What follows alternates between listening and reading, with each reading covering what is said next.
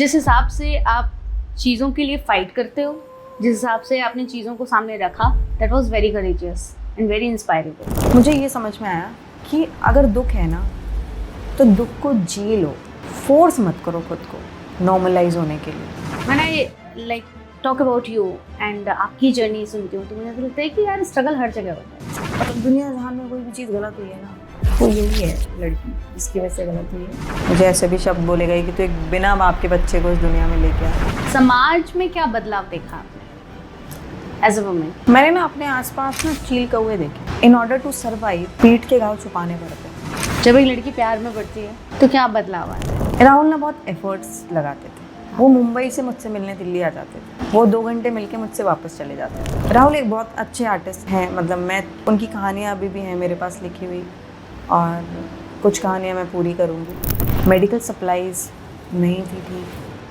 Treatment नहीं था, मतलब वो बहुत एक्सटेंड तक गई थी जो मैंने कभी सोशल मीडिया पे नहीं उस चीज़ के बारे में बात की या कुछ नहीं किया। ऐसे बहुत सारे मेरे भी आज तक सवाल हैं जो मुझे जिनके जवाब नहीं मिले। एक्चुअल में बहुत सारे लोगों को इंसाफ नहीं मिला। मुझे लगता ही नहीं इंसाफ जैसी कोई चीज़ है। अगर मैं सच बोलने पे आऊँगी ना तो दूसरों का जीना हराम हो जाएगा। आप लिखते भी हो और सबसे अच्छी बात यह है कि आप इक्वालिटी के लिए लिखते हो। वो थकते नहीं है यार, मतलब मर्द जो है ना, सच बताऊँ, क्योंकि मैंने ऐसे ही देखा, मैंने कभी उन्हें थकते नहीं देखा। वो बुखार में भी ऑफिस जा रहे हैं तो मुझे ये लगता था कि ऐसी कौन सी मशीन फिट है इनके अंदर कि ये थकते नहीं हैं। Toughest time of your life जो आपको लगा हो कि यार इसके आगे अब नहीं हो पाएगा, ख़त्म करते हैं। अब वो पैनिक अटैक कितने ज़्यादा हो गए थे ना ऐसे कंटिन्यूशन में कि आप चल नहीं सकते 2 कदम। When was the last time you feel so broken and you cried? Today. Oh, अगर राहुल वहाँ से देख रहे हैं, क्या चाहेंगे ज्योति ऐसी रहे? यार ये बड़ा ही मुश्किल सा सवाल है मेरे लिए, क्योंकि मैं जवाब भी नहीं दे पा रही हूँ। हम राहुल के अलावा कोई और बात करते हैं। आप सबकी लाइफ में भी ऐसा होता होगा ना कि ज़िंदगी में कभी कुछ सालों पहले किसी एक ऐसे इंसान से आप एक बार मिले हो और उस बंदे ने आपके दिल में ऐसी छाप छोड़ी है कि आपने तब से लेके अब तक उसको एडमायर किया है।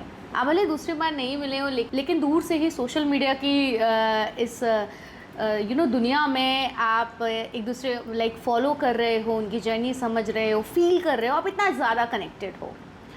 और क्यों? क्योंकि आज की जो हमारी गेस्ट हैं वो एक ऐसे ही पर्सन है मेरी लाइफ की। आज मैं बात करूँगी मेरी लाइफ की, जिनसे मैं लगभग 7-8 साल पहले 2018 में मिली। और तब जब मैं दिल्ली में आई हुई थी, मेट्रो सिटी में नई आई हुई थी, यहाँ की चकाचौंध को देखकर समझ रही थी कि क्या करना चाहिए, कैसे करना चाहिए। तब मेरी लाइफ का पहला ओपन माइक सेशन था और when I met her I realized कि सबसे पहले तो कोई इतना पॉजिटिव कैसे हो सकता है। दूसरी बात, she is a poet and she right so well.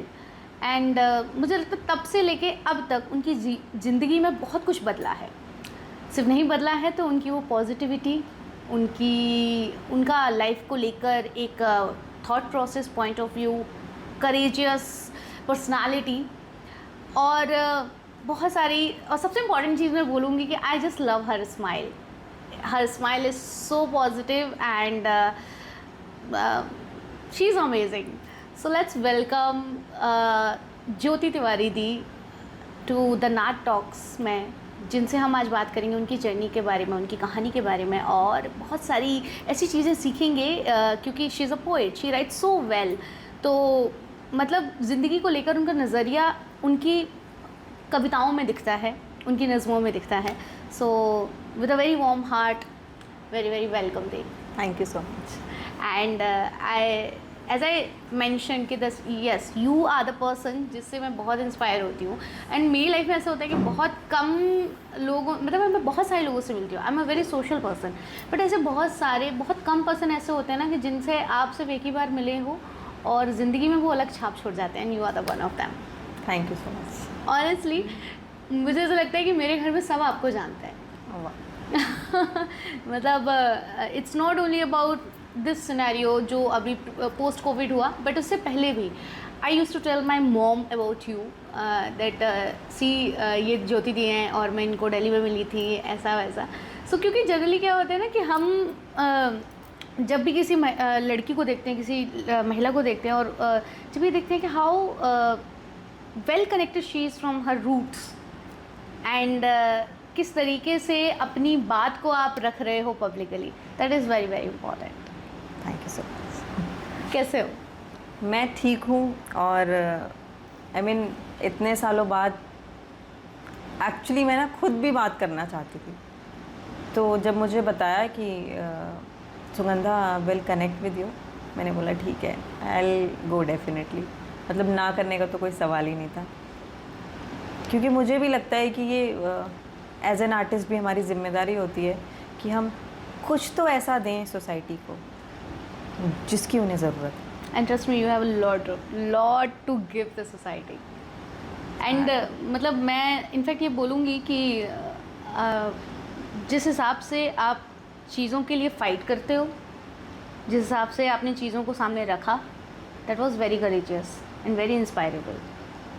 Thank you. Of course आपके लिए वो टाइम बहुत हार्ड रहा होगा। या वो टाइम ऐसा था ना कि आप एक्सेप्ट ही नहीं कर सकते थे उस समय। It's not just me, it's वो आसपास जो भी चीज़ें हो रही थी, और फिर अब आपको लग रहा था, वो ऐसे होता है ना, मुझे उस समय लिटरली बहुत ऐसा थॉट आ रहा था कि लोग जैसे जैसे पता लग रहा था ना कि इसको कोविड है, इसको कोविड है, फिर अब आपको लग रहा था कि अब आपका नंबर है। सो बेसिकली कि वो जो डर था ना अपनों को खोने का, वो ना कभी एक्सप्लेन ही नहीं किया जा सकता। मतलब वो मैं किसी को बता ही नहीं पाऊँगी कि वो टाइम कैसा था, या वो फेज़ कैसे निकला, या वो चीज़ें कैसे निकली। वो बस वो भोलेनाथ की कृपा से निकल गया, और वो चल रहा है अभी भी। मतलब वो चलेगा ही, वो ताउम्र आपके साथ चीज़ें चलती हैं, तो उसमें ना आप कुछ नहीं कर सकते। ना आप कोशिश कर सकते हो, ना आप हार मान सकते हो, क्योंकि आपके पास ना हार मानने का ऑप्शन है, ना कोशिश करने का ऑप्शन है। क्योंकि अगर आप हार मानने जाओगे तो आप फिर अपने आसपास 4 चेहरों को देखोगे, और अगर आप कोशिश करने जाते हो तो आपको फिर वो चेहरा दिखता है जो नहीं है आपके साथ। तो आप बड़ी विडंबना होती है कि कई बार आपको मंथन भी करना पड़ता है। जैसे मुझे ऐसा लगता है कि मैं ऐसा ही करती हूँ कि जब मैं बहुत परेशान होती हूँ और मुझे कहीं से कोई जवाब नहीं मिलता ना, तो मैं खुद से बात करती हूँ कि मैं अब क्या करना चाहिए। और ये सच है कि आपसे बेहतर आपको ना कभी कोई बता पाएगा, ना समझ पाएगा, और ना आपको ये बता पाएगा कि आपको क्या करना चाहिए। ये बात आपने बिल्कुल सही कही। मुझे भी ऐसे कई बार लगता है कि समवेयर हम परेशान हो जाते हैं किसी भी सिचुएशन को लेकर, एंड स्पेशली मुझे ऐसा लगता है लड़कियों के लिए चीज़ बोली जाती है कि हम बहुत ज़्यादा परेशान हो जाते हैं। बट उस टाइम पे ना हमें पता होता है हमें करना क्या है, लेकिन बस कोई सुन ले। सुनना। तो जब ऐसी सिचुएशन थी, आप अकेले थे, बॉम्बे में थे? नहीं, उस वक्त मैं बॉम्बे में नहीं थी, उस वक्त मैं दिल्ली में ही थी, क्योंकि शादी को 5 महीने हुए थे और हम यहाँ इन लॉस के यहाँ पर थे। तो बहुत लोगों को लग रहा था कि मैं उस टाइम बॉम्बे में हूँ, क्योंकि उससे पहले मैं बॉम्बे में ही थी। हम दिल्ली में ही थे, हम बॉम्बे जाने वाले थे 1 हफ्ते बाद। मतलब हमारी टिकट हो गई थी, तो कैंसिल करा दी थी कि अब थोड़े दिन रुक के जाएंगे। तो नहीं पहुँच नहीं पाए, वो अलग बात है। बहुत सारी चीज़ें थी उस समय। खैर इसके बारे में आगे बात करेंगे। ऐसा जैसे कि मैं बोलूँ कि मैंने आपको बोला कि मैं बहुत इंस्पायर होती हूँ। हमेशा हमने ये सुना है कि छोटे शहर के लड़कियों की कहानी, ज़िंदगी में बहुत स्ट्रगल होता है, उन्हें पढ़ाई के लिए स्ट्रगल करना होता है, उन्हें करियर के लिए स्ट्रगल करना होता है। But when I like talk about you and आपकी जर्नी सुनती हूँ, तो मुझे ऐसा लगता है कि यार स्ट्रगल हर जगह होता है। Which is true. तो लाइक बट स्टिल, क्योंकि हम बचपन से दिल्ली में रहे हैं, आपकी पढ़ाई लिखाई सब यही हुई है, तो क्या डिफरेंस था वो जर्नी में? लड़कियों के लिए ना उनका घर ही डिफरेंस होता है। मतलब मेरे लिए जो मेरी आज़ादी थी वो मेरे माँ बाप थे। मतलब बड़ी शर्म की बात है कि मुझे आज़ादी शब्द इस्तेमाल करना पड़ रहा है, बट हमारे समाज में मैसेज है ना कि लड़कियों को ये आज़ादी दी जाती है, तो आज़ादी वो लड़कियों से जोड़ा जाता है। तो मेरे लिए ना मेरा घर मेरी आज़ादी थी। तो मुझे कभी ऐसे रोका टोका नहीं गया है कि तुम्हें ये नहीं करना है, वो नहीं करना। पापा को लगता था कि लड़की है, उसको अपने पैरों पे खड़ा होना चाहिए और उसको अच्छी चीज़ें करनी चाहिए लाइफ में। वो समाज के लिए कुछ करना चाहती है तो उसको करना चाहिए। वो लड़ जाते थे सबसे, वो करेगी, तुम्हें करनी है अपनी बेटी की शादी तुम कर दो, मुझे नहीं करनी। पर अगर दूसरी तरफ मैं बात करूँ, लड़कियों की ज़िंदगी जो है ना वो हमेशा से मुश्किल थी और वो रहेगा ही। हम वो बदल नहीं सकते 2 साल 10 साल 40 साल में तो नहीं, अभी कई 100 साल लगेंगे। तो वो है, एक थॉट प्रोसेस है। और अगर हम देखें ये बात ना, मैं बहुत बार सोचती भी हूँ और ये मैं अभी ज़रूर कहना चाहूँगी कि जब भी कोई हादसा होता है ना लड़की के साथ या लड़के के साथ, तो आपको पता है कौन सा साइड सबसे ज़्यादा सफ़र करता है? लड़कियाँ। लड़की के साथ उनको ना प्रूव करना पड़ता है अपने आप को। उनको हर बार मतलब ये साबित करना होता है कि वो गलत नहीं है, या अगर कुछ हुआ है तो वो उन्हीं की वजह से हुआ होगा। अगर मतलब दुनिया जहान में कोई भी चीज़ गलत हुई है ना, तो यही है लड़की जिसकी वजह से गलत हुई है। इससे पहले तो सब अच्छा। तो वो जो एक थॉट प्रोसेस है ना, खासकर बहू को लेके, वो मैं सच बताऊँ ना तो मैं कभी कभी सोचती हूँ कि मैं क्यों बोलूँ खैर इस बारे में।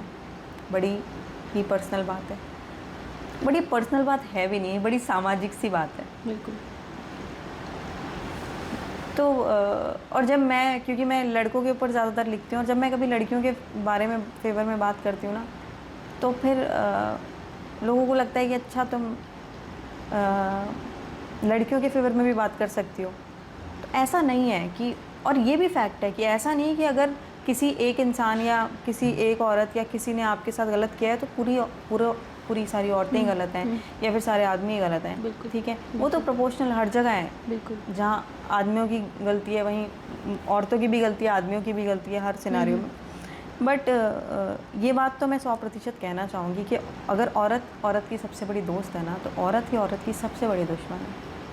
औरत जो है वही, वो मर्द को उकसाने में भी कि ये बेटी हुई है, हमें बेटी नहीं चाहिए, वो सास ही होती है भाई। बेटे को समझाना है आपको उसको कहना नहीं कि बेटी हुई है हमें नहीं चाहिए।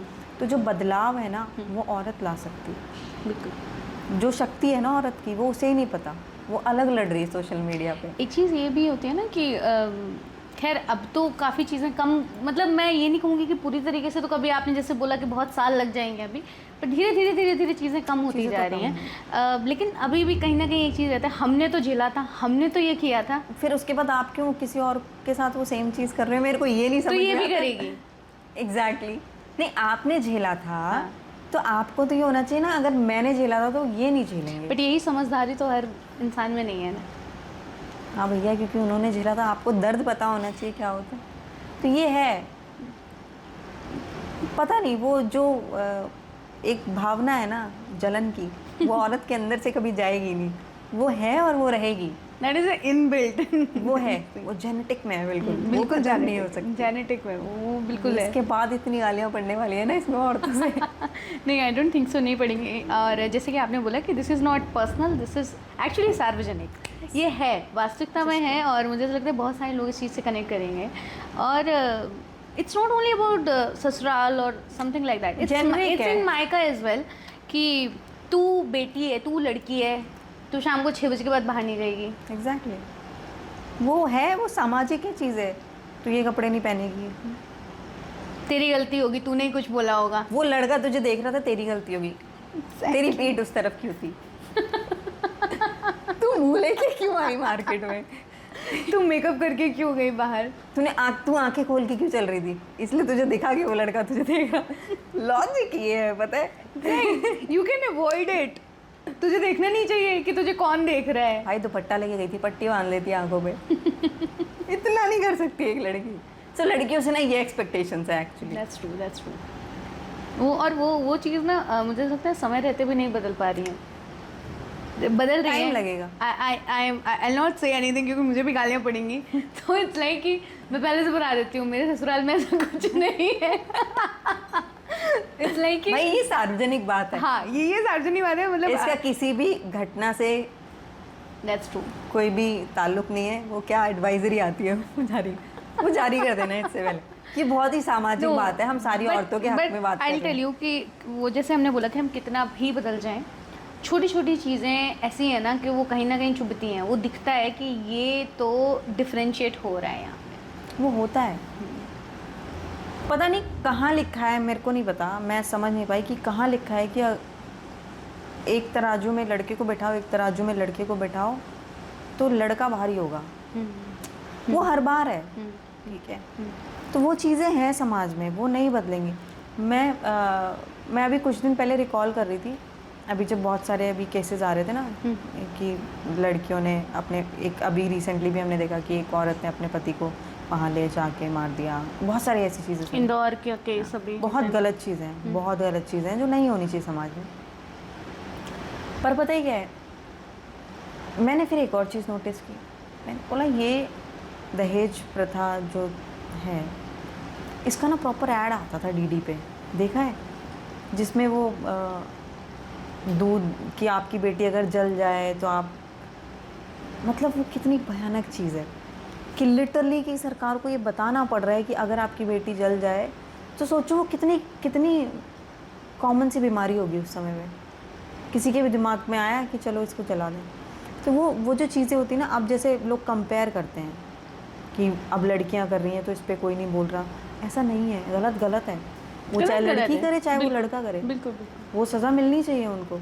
और मैं तो कहती हूँ कि जो ऐसा कर रहा है ना, जो लिटरली जो ऐसा कर रहा है, आपको शादी नहीं करनी थी, आपने शादी कर ली और फिर आप उसको मार दोगे, भाई आप मानसिक तौर पे बीमार हो, आपको डॉक्टर की ज़रूरत है और आपके घर वालों को भी डॉक्टर की ज़रूरत है। अगर करनी नहीं चाहिए, नहीं ना, क्योंकि वो बीमार है, उन्हें तो पता ही नहीं है ना सही क्या है गलत क्या है। I'll tell you recently, in a very close span of my life, I have seen something very closely.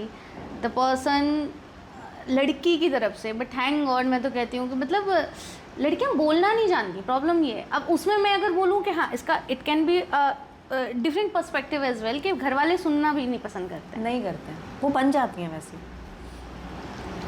लेकिन अब जैसे इसी बात पे मेरठ वाला केस देखें, वो तो लव मैरिज हुई है, इसके बाद भी आप ऐसे कैसे कर सकते हो? तो मैं बोल तो रही हूँ, बीमार लोग हैं। हाँ, ये साइकोलॉजिकल बीमार, जिसे ये पता होगा कि सही क्या है गलत क्या है, वो कभी ऐसा करेगा नहीं करेगा आपके साथ या मेरे। आप अच्छा, आज आपके साथ कोई भी गलत कर दे, आपको गुस्सा हो जाए, थप्पड़ मार दे, इतनी हिम्मत रखते हो कि उसका कत्ल कर दोगे जाके? नहीं कर पाओगे भाई। ह्यूमैनिटी नहीं अलाउ करती है, मतलब हम नहीं कर सकते वो चीज़। आप उस पर चिल्ला दोगे, आप घर छोड़ के एक टाइम पे चले जाओगे, आप शायद डाइवोर्स लेने का भी सोच लो। हाँ, पर आप ये तो नहीं कर सकते, मतलब ये तो फिर ये परे है। This is very true. ये फिर मैं इसे बीमारी ही कहूँगी, जिसे पता ही नहीं है कि वो कर क्या रहा है, बिल्कुल, वो क्यों कर रहा है। अभी रिसेंटली देखेंगे कि ऐसा कुछ हुआ है, उसको सज़ा हो गई है, फिर 2 दिन बाद फिर हम सुन लेंगे अरे आप न्यूज़ नहीं देखते हो क्या, पकड़े जाओगे।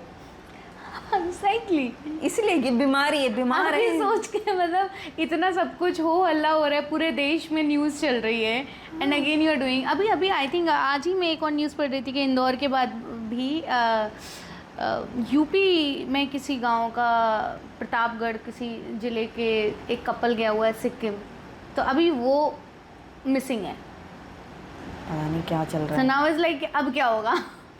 सोसाइटी की आपने बात करी है, लाइफ में इतना बड़ा टर्न आया, एंड जैसे आपने बोला कि पर्सनल भी है, तो समाज में क्या बदलाव देखा आपने as a women, as a wife, as a daughter in law और as a daughter, as a mother? मैंने ना अपने आसपास ना चील कौवे देखे, गिद्ध देखे। मुझे ये समझ में आया,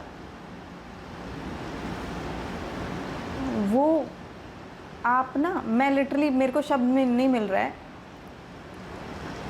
कि आपको बस उस वक्त ऐसा लगता है कि आप ना छुप जाओ कहीं और कभी बाहर ना आओ, आप निकलो ना,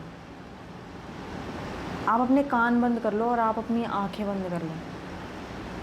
मतलब मैं इससे ज़्यादा मैं कुछ क्या कहूँ, मतलब क्योंकि किसी के बारे में कुछ कह के कोई फ़ायदा नहीं है। हालांकि मैं ये भी सोचती हूँ कई बार कि अगर कोई आपके साथ गलत व्यवहार करता है तो इसका मतलब ये है कि वो जिस समाज में रहता है वहाँ उसने ऐसा ही व्यवहार देखा है, और आपको एक्सेप्ट कर लेना चाहिए और आपको उसको माफ़ कर देना चाहिए और आपको आगे बढ़ जाना चाहिए। इससे ज़्यादा अगर आप उस चीज़ को लेके चलोगे तो फिर बहुत मुश्किल है, बहुत मुश्किल है। मतलब वो इतना मुश्किल है ना कि आप एक वक्त का खाना नहीं खा पाओगे। फिर अरेर वरेर तो बहुत दूर की बात हो जाती है, फिर आप सर्वाइव कैसे करोगे? सांस नहीं ले पाओगे अगर आप ये सोचते रहोगे ना कि उसने ये बोला, उसने वो बोला, आप सांस नहीं ले पाओगे। और इन ऑर्डर टू सर्वाइव पीठ के घाव छुपाने पड़ते हैं, आप उसको नहीं दिखा सकते, क्योंकि अगर आपने अपने घाव दिखाए तो घाव देने वाले और भी तैयार हैं। तो इसीलिए कोई मन में किसी के लिए मैल मत रखो, जाने दो। माफ़ी जो है ना वही सबसे बड़ा हथियार है, वही है सबसे बड़ा मरहम, जो भी समझ लो। बट बहुत करेज लगता है फिर ऐसी चीज़ें करने में। मतलब इमोशनली आप बहुत ज़्यादा ड्रेन्ड होते हो और आपको पता भी नहीं होता कि आगे क्या होगा। पर आप क्या करोगे इसके अलावा? आपके पास कोई ऑप्शन नहीं है ना। और अगर मैं मतलब ऑब्वियसली ड्रेन आप रहते हो ड्रेन, आप आज भी हो जाते हो ड्रेन। मैं आज भी ड्रेन थी। मतलब ऐसा नहीं होता है कोई दिन कि आप नॉर्मल, आपको गिल्ट भी होता है ना नॉर्मल फील होने का। आप जैसे नॉर्मल फील करते हो आप एक फिर दूसरी दुनिया में चले आते हो कि ऐसा क्यों, मतलब there is a guilt of happiness, वो होती है। तो आपके पास कोई ऑप्शन नहीं है। और अगर आपके पास फैमिली है जो आपको सपोर्ट कर रही है, मुझे लगता है ना फिर ये आपका धर्म बनता है कि आप भी अपने आप को सपोर्ट करें। अगर आपको सपोर्ट करने वाले लोग हैं और अगर आप अपने आप को सपोर्ट नहीं कर रहे, फिर आप चाहे कितना ही शिव शिव शिव कर लो, शिव नहीं बचाने वाले। शिव उन्हें ही बचाते हैं जो अपने आप को बचाते हैं। ये बात आपने बिल्कुल सही कही है। बट मतलब ये करेज कैसे आता फिर,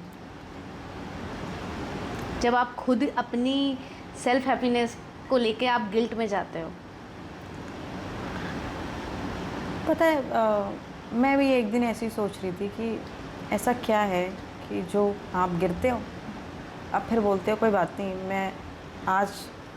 अगर मैं आज परेशान हूँ, मैं परेशान हूँ, ठीक है, कल बेटर होगा। तो मुझे ये समझ में आया कि अगर दुख है ना तो दुख को जी लो, फोर्स मत करो खुद को नॉर्मलाइज होने के लिए। आपका कोई कंपटीशन नहीं है, आपको किसी से कोई कंपटीशन नहीं है। मुझे 10 बार लोग बोलते हैं, मुझे बहुत मैसेज आते हैं कि तुम कुछ क्यों नहीं कर रहे हो, कुछ क्यों नहीं डाल रही हो सोशल मीडिया पे, तुम्हारे तो तब हो गए थे जब किसी के नहीं थे, अभी भी तुम उसी पे अटकी हुई हो। मेरी लड़ाई ना वो है नहीं, मेरी ना लड़ाई दूसरी है। अब मैं किसी को क्या बताऊं कि मैं मन की लड़ाई लड़ रही हूँ, मैं खुद से लड़ रही हूँ। और खुद से लड़ने वाला इंसान पहले खुद को हराता है और खुद से जीतता है, फिर वो आगे बढ़ पाता है। तो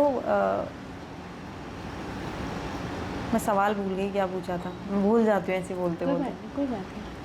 जस्ट लाइक मैंने पूछा कि आप अपने आप को करेज कैसे देते हो? आप खुद की लड़ाई से आप खुद लड़ रहे हो अभी। मुझे ना लिखना करेज देती है। मैं ना कभी अपने आप को जैसे मुझे बड़ी बड़ी फिल्में करनी है, ठीक है, मुझे फिल्में लिखनी है, मुझे फिल्में करनी है, और वो मेरे लिए, वो मेरा प्यार है, मुझे उसमें शिव दिखते हैं, तो मुझे ना वो करना है। अब मैं ऐसे ही इस दुनिया से नहीं जाना चाहती, मुझे वो करना ही करना है, उसका कोई सेकंड प्लान है ही नहीं। वो है तो मैं हूँ, मेरी राइटिंग नहीं, और ये जो जर्नी रही है इसमें मुझे मेरी आर्ट ने ही ज़िंदा रखा है।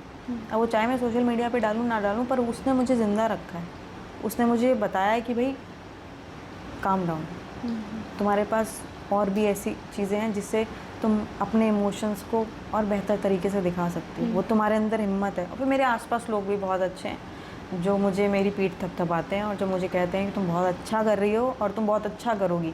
तो वो जो जब आपकी कोई पीठ थपथपाता है ना तो आपको वैसे ही हिम्मत मिल जाती है। तो आपके आसपास ही वो हिम्मत देने वाले लोग होते हैं, वो मजबूत कंधे जो होते हैं ना, वो मेरे आसपास हैं मजबूत कंधे। मैं ही सबसे कमज़ोर कंधा हूँ पर मेरे आसपास के बहुत मजबूत कंधे हैं। तो वो कंधे आपको गिरने नहीं देते। इस जर्नी से पहले, कोविड से पहले क्या लाइफ थी? कोविड से पहले मेरी लाइफ बहुत अलग थी। मैं क्वालिटी काउंसिल ऑफ इंडिया के साथ प्रोजेक्ट्स करती थी और बीच में मैं जॉब भी कर रही थी। तब भी यही था कि मुझे फ़िल्म लिखनी है। एक चीज़ है जो कभी नहीं बदली, वो है कि मुझे फ़िल्म करनी है। वो नहीं बदला आज तक, वो बचपन से नहीं बदला और वो मुझे करना ही करना है वो। तो वो ज़िंदगी बहुत अलग थी, मज़े में थी। जहाँ मर्जी घूमना होता था वहाँ घूमती थी। कभी सिक्किम, कभी इधर, कभी उधर, कभी हिमाचल, कभी बहुत घूमी हूँ मैं। उससे पहले मैं एनसीसी में भी थी, तो तब भी मैं बहुत घूमी हूँ। तो ज़िंदगी अच्छी थी, ये था कि और पढ़ना है, चीज़ें आगे करनी है, बट उसके प्लान्स अलग होते हैं ना, तो उसके अपने प्लान होते हैं। तो अगर मैं बोलूँ, क्योंकि ये एक बहुत कॉमन सा सवाल होता है, क्योंकि आपकी जर्नी ऐसी रही है कि जब एक लड़की प्यार में पड़ती है तो क्या बदलाव आते हैं? हम जनरली सुनते हैं क्योंकि हम लड़की भूल जाती है अपने आप को, वो माँ बन जाती है बेसिकली। जो मुझे लगता है वो ना, उसके अंदर अपनी माँ की छवि आ जाती है। हाँ, वो उसी तरीके से केयर और वो जो बदलाव होता है ना, प्यार में पड़ना, वो अपने आप में एक बहुत बड़ा सा बदलाव है। वो आपको ना ज़िम्मेदार बना देता है। वो आपके अंदर वो भी खूबियाँ उभार देता है आपकी जो आपके अंदर होंगी, फिर चाहे वो गुस्सा हो, फिर चाहे वो प्यार हो, दोनों चीज़ें। क्योंकि कहते हैं ना, वो मैं भी पढ़ रही थी कहीं तो था कि चाँद जो है वो दूर दूर ही रहे, क्योंकि जब वो पास आता है तो उसके दाग दिखने लगते हैं। तो वो सेम चीज़ है कि जो प्यार है ना, वो आपकी सारी खूबियाँ उभारता है। वो चाहे गुस्सा हो, चाहे प्यार हो। अब प्यार आपको संवारता भी है, पर अगर वो आपको बिगाड़ने पे आए तो वो प्यार नहीं। तो जब राहुल से पहली बार मिले, क्या फीलिंग थी? क्या वो तो बहुत ही, मतलब मैंने ऐसे कभी ऐसे सोशल मीडिया पे मैंने कभी ये बातें नहीं कही हैं। बहुत थोड़ा सा बताऊंगी बस। I think everyone should know this thing and now you should tell the story. Rahul ना बहुत एफर्ट्स लगाते थे। वो मुंबई से मुझसे मिलने दिल्ली आ जाते थे। वो 2 घंटे मिलके मुझसे वापस चले जाते थे। वाओ।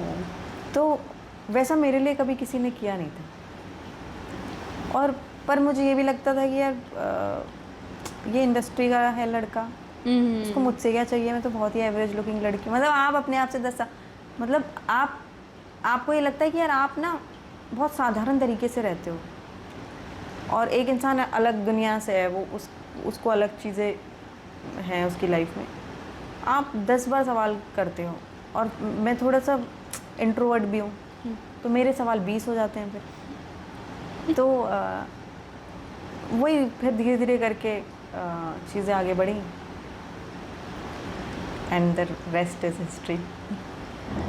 तो जब वो सिचुएशन हुई ऐसा, क्या कभी जब शादी आप कर रहे थे, आपके हम लोगों ने फ़ोटोज़ देखे, सारी चीज़ें थी, I was so happy for you honestly. मतलब मुझे नहीं पता था कौन है राहुल, ऑनेस्टली मैंने उनको देखा था, मैंने यूट्यूब के कुछ वीडियोज़ में देखा था, but I was like so happy for you when I was watching, like when I was looking at your photos and I was like that कि आपको लगता है किस चीज़ की आखिर क्या ऐसी कमी रह गई, ऐसा कुछ हो गया विद इन 5 months ओनली?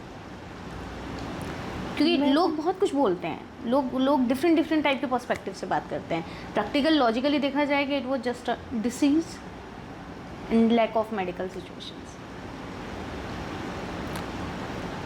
मैं अगर बहुत खुल के बोलूँ तो बात इतनी सी है कि मैं स्पिरिचुअल वे में बोलूँ तो हर चीज़ का समय है, तय है, मेरा, आपका, हम सबका। पर अगर मैं दूसरे तरीके में बोलूँ तो वो तो है, मेडिकल सप्लाईज़ नहीं थी ठीक, ट्रीटमेंट नहीं था, और जो हॉस्पिटल गया उसका हाल पता ही है क्या हुआ है, ठीक है। तो वो चीज़ें थी वहाँ पर, क्योंकि वो बहुत एक्सटेंड तक गई थी चीज़ें, क्योंकि मतलब वो बहुत एक्सटेंड तक गई थी जो मैंने कभी सोशल मीडिया पे नहीं उस चीज़ के बारे में बात की या कुछ नहीं किया। ऐसे बहुत सारे मेरे भी आज तक सवाल हैं जो मुझे जिनके जवाब नहीं मिले। क्या ऐसी चीज़ें थी? कुछ अगर एक इंसान है, वो हॉस्पिटल में है, अगर वो कह रहा है कि उसका ट्रीटमेंट नहीं हो रहा है, तो इसका मतलब नहीं हो रहा है। उसका कोविड हुआ है, वो मानसिक तौर पे बीमार नहीं है, ठीक है। तो हम सबको पता है कि सरकारी अस्पताल के क्या हालत है, और उस समय सरकारी क्या प्राइवेट क्या सब सेम थे, क्योंकि कहीं बेड्स नहीं थे, ऑक्सीजन का इशू था। राहुल ने बोला कि यहाँ पे ट्रीटमेंट नहीं हो रहा है, और हम सब लोग बस ढूंढ रहे हैं कहीं तो कुछ हो जाए, कहीं कुछ हो जाए, कुछ भी नहीं हो रहा था। फिर अंत में हमें वहाँ लेके जाना पड़ा, उन्हें मजबूरी में लेके गए हम, हमारे पास कोई ऑप्शन नहीं था, क्योंकि उनको सांस लेने में प्रॉब्लम हो रही थी, और अगर सांस लेने में प्रॉब्लम हो रही है और उतना ऑक्सीजन घर पे भी नहीं है, और क्योंकि ट्रीटमेंट भी चाहिए, तो वहाँ ट्रीटमेंट नहीं हुआ। और पेपर्स भी मुझे बहुत बाद में दिए, मैं इतना लड़ी उसके लिए कि मुझे चाहिए एग्जैक्ट आपने क्या ट्रीटमेंट किया, क्या medication the.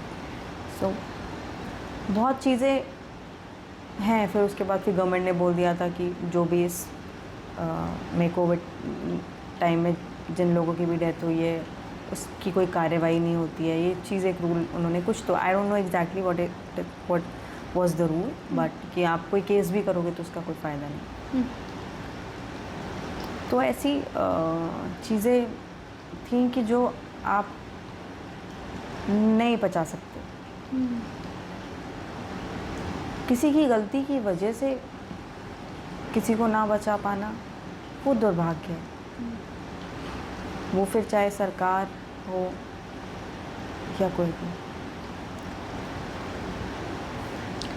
But I mean बहुत सारे लोगों ने कोविड में से बहुत, मेरे पास बहुत मैसेज आते हैं लिटरली। आप यकीन नहीं करोगे ना, मैं मतलब उस टाइम पे भी हमने बहुत ब्लड अरेंज करवाया, बहुत ऑक्सीजन अरेंज करवाया, और बस ऐसा लग रहा था कि अब कोई और नहीं खोना चाहिए। मैं नहीं जानती उस सामने वाले इंसान को, बस मैं नहीं चाहती कि वो उसको कुछ हो। तो इस लेवल पे जाके ना, और भी ग्रुप्स थे, इस लेवल पे जाके लोगों की हेल्प की, बट वो टाइम बहुत ख़राब था। बहुत सारी लड़कियों के मेरे पास मैसेज आया उसके बाद, आज भी आते हैं कि क्या क्या चीज़ें उन्होंने फेस की, वो आज तक कर रही हैं। उनके साथ लीगल तौर पे क्या चीज़ें हुई, बहुत सारी। जितना मुझसे बन पड़ता है मैं उतना कर देती हूँ, चाहे लीगल एडवाइस हो या कुछ हो। मतलब एज ए ह्यूमन बीइंग हम इतना तो कर ही सकते हैं। But do you think like actual में बहुत सारे लोगों को इंसाफ नहीं मिला? दुनिया में इंसाफ है ही नहीं ना। मुझे लगता ही नहीं इंसाफ जैसी कोई चीज़ है। मतलब आपने किसी को मार दिया, इंसाफ मतलब होता है सूद समेत वापस। कहाँ है वो गैप फिल ही नहीं कर पाओगे। वो गैप हो ही नहीं सकता फिर। इंसाफ होता है चोरी हुई आपके घर में, आपका सामान वापस आ गया, वो इंसाफ है। वो इंसाफ है। वो इंसाफ हो ही नहीं सकता कि आपको किसी ने दर्द दिया, वो आपसे आगे माफ़ी मांग लेगा। इंसाफ है नहीं है। मतलब मुझे तो ऐसा लगता है, हो सकता है बहुत सारे लोगों को लगे कि मैं क्या बेतुकी बातें कर रही हूँ, पर मेरा ऐसा मानना है। बट मतलब somehow you are right कि एक्चुअल में ऐसा नहीं होता अभी। अब वो जो पहले के ज़माने में इंसाफ चलते थे, हम पुराने राजाओं के बारे में बात करते थे, an eye for an eye, right. And तो क्या मतलब सरकार ने तो बहुत सारे ऐसे केसेस छुपाए हैं कोविड के, जो एक्चुअल नंबर्स हैं। अभी I know someone who actually worked very closely with the government during the Covid times, and वो लिटरली गालियाँ देती है वो बंदी सरकार को। बहुत सारी चीज़ें हुई थी उस टाइम। ये सब झूठ है, सब झूठ है, सारे नंबर्स झूठ हैं। I have worked very closely to with the government. बहुत कुछ हुआ था यार, बहुत कुछ हुआ था। मतलब मेरा भाई भी उस टाइम पे मेडिकल उसमें था, बहुत कुछ हुआ था। हमें तो अंदाज़ा ही नहीं है, पता है। हमें ना इतना पता है, बहुत हैं चीज़ें हमें। वो उस टाइम पे मतलब हर घर में, हर घर से कोई जा रहा है,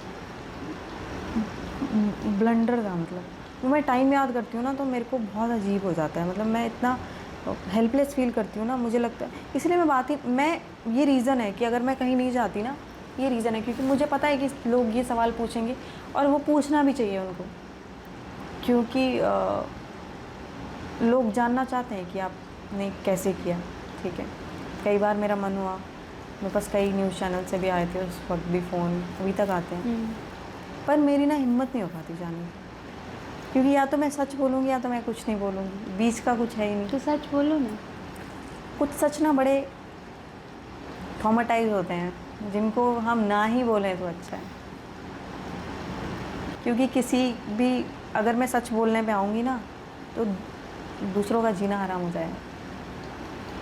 कभी ऐसा लगता नहीं है दूसरों का जीना हराम करना है? क्यों? इंसाफ फिर यही है जिस इंसाफ की हम बात कर रहे हैं।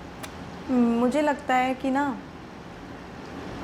मेरी ना अब जैसे मेरी प्रायोरिटी है कि अब मुझे रुद्र को देखना है, मेरे बेटे को, तो मेरा फोकस हुआ है। अब अगर मैंने फोकस हटाया तो मैं उसको नहीं देख पाऊँगी, फिर उसके साथ गद्दारी हो जाएगी। तो अगर मुझे इंसाफ चाहिए और मैं किसी के साथ नाइंसाफ़ी कर दूँ, ये तो बड़ी गलत बात है। तो अब वो चाहे आपका सपना हो, चाहे वो आपका बच्चा हो, आपका परिवार हो, आप ना अपने रिवेंज या अपने गुस्से की वजह से ना आप किसी का अनहित नहीं कर सकते। और जब ईश्वर को कुछ बिगाड़ना होता है ना तो विनाश काले विपरीत बुद्धि कर देता है, ये सच है। अगर आज मुझे कुछ बिगाड़ना होगा ना तो मुझ में इतना गुस्सा डाल देंगे कि मुझे लगेगा कि अब मैं भैया अब तो ये ख़त्म कर दूँ सबको, ऐसे कैसे बोल दिया, मैं इसका मुंह तोड़ दूँगी। पर अगर वो आपको कामनेस दे रहे हैं ना, अगर वो आपको पेशेंस दे रहे हैं ना, तो उसके भी कारण है। मैं पता है बार बार ये बात क्यों बोल रही हूँ कि हर चीज़ का, क्योंकि ना मैं ये पर्सनल लेवल पे मैं बहुत चीज़ें एक्सपीरियंस कर चुकी हूँ। बहुत चीज़ें ऐसी हैं कि जो मुझे लगता था कि ये क्यों हो रहा है, ये नहीं होना चाहिए, मुझे गुस्सा आता था। बट जब अब मैं एक्सपीरियंस करके वहाँ से यहाँ तक आई हूँ, तो मुझे लगता है कि अगर मैंने वो एक्सपीरियंस नहीं किया होता ना तो मुझे ये इतना कामली मैं किसी सिचुएशन को नहीं हैंडल कर पाती हूँ। और अगर आप काम हो, अगर आप कामनेस से सिचुएशन को हैंडल कर रहे हो तो उसमें यकीन मानो सबसे ज़्यादा फ़ायदा आपका ही है। इसमें दूसरे किसी व्यक्ति का फ़ायदा नहीं है, इसमें आपका ही फ़ायदा है। मैं ये नहीं कह रही कि गांधी जी कहते थे कि एक गाल पे किसी ने थप्पड़ मारा है तो दूसरा गाल आगे कर दो, मैं ये नहीं कह रही। पर मैं ये कह रही हूँ कि दूरी बना लो। ज़रूरत नहीं है ना तो दूर कर दो अपने आप को उन लोगों से जो आपके मानसिक स्थिति के लिए अच्छे नहीं है। क्योंकि अच्छा उस वक्त बहुत सारे आई थिंक मीडिया में भी काफ़ी कवरेज हुई थी बात की, आपने जो वीडियोस डाले हुए थे, सारी चीज़ें हुई थी उस बात को लेकर। खैर बात गई। अगर उसके बाद कैसी जर्नी रही? हाँ, उसके बाद बहुत टफ हुआ होगा सारी चीज़ें हैंडल करना।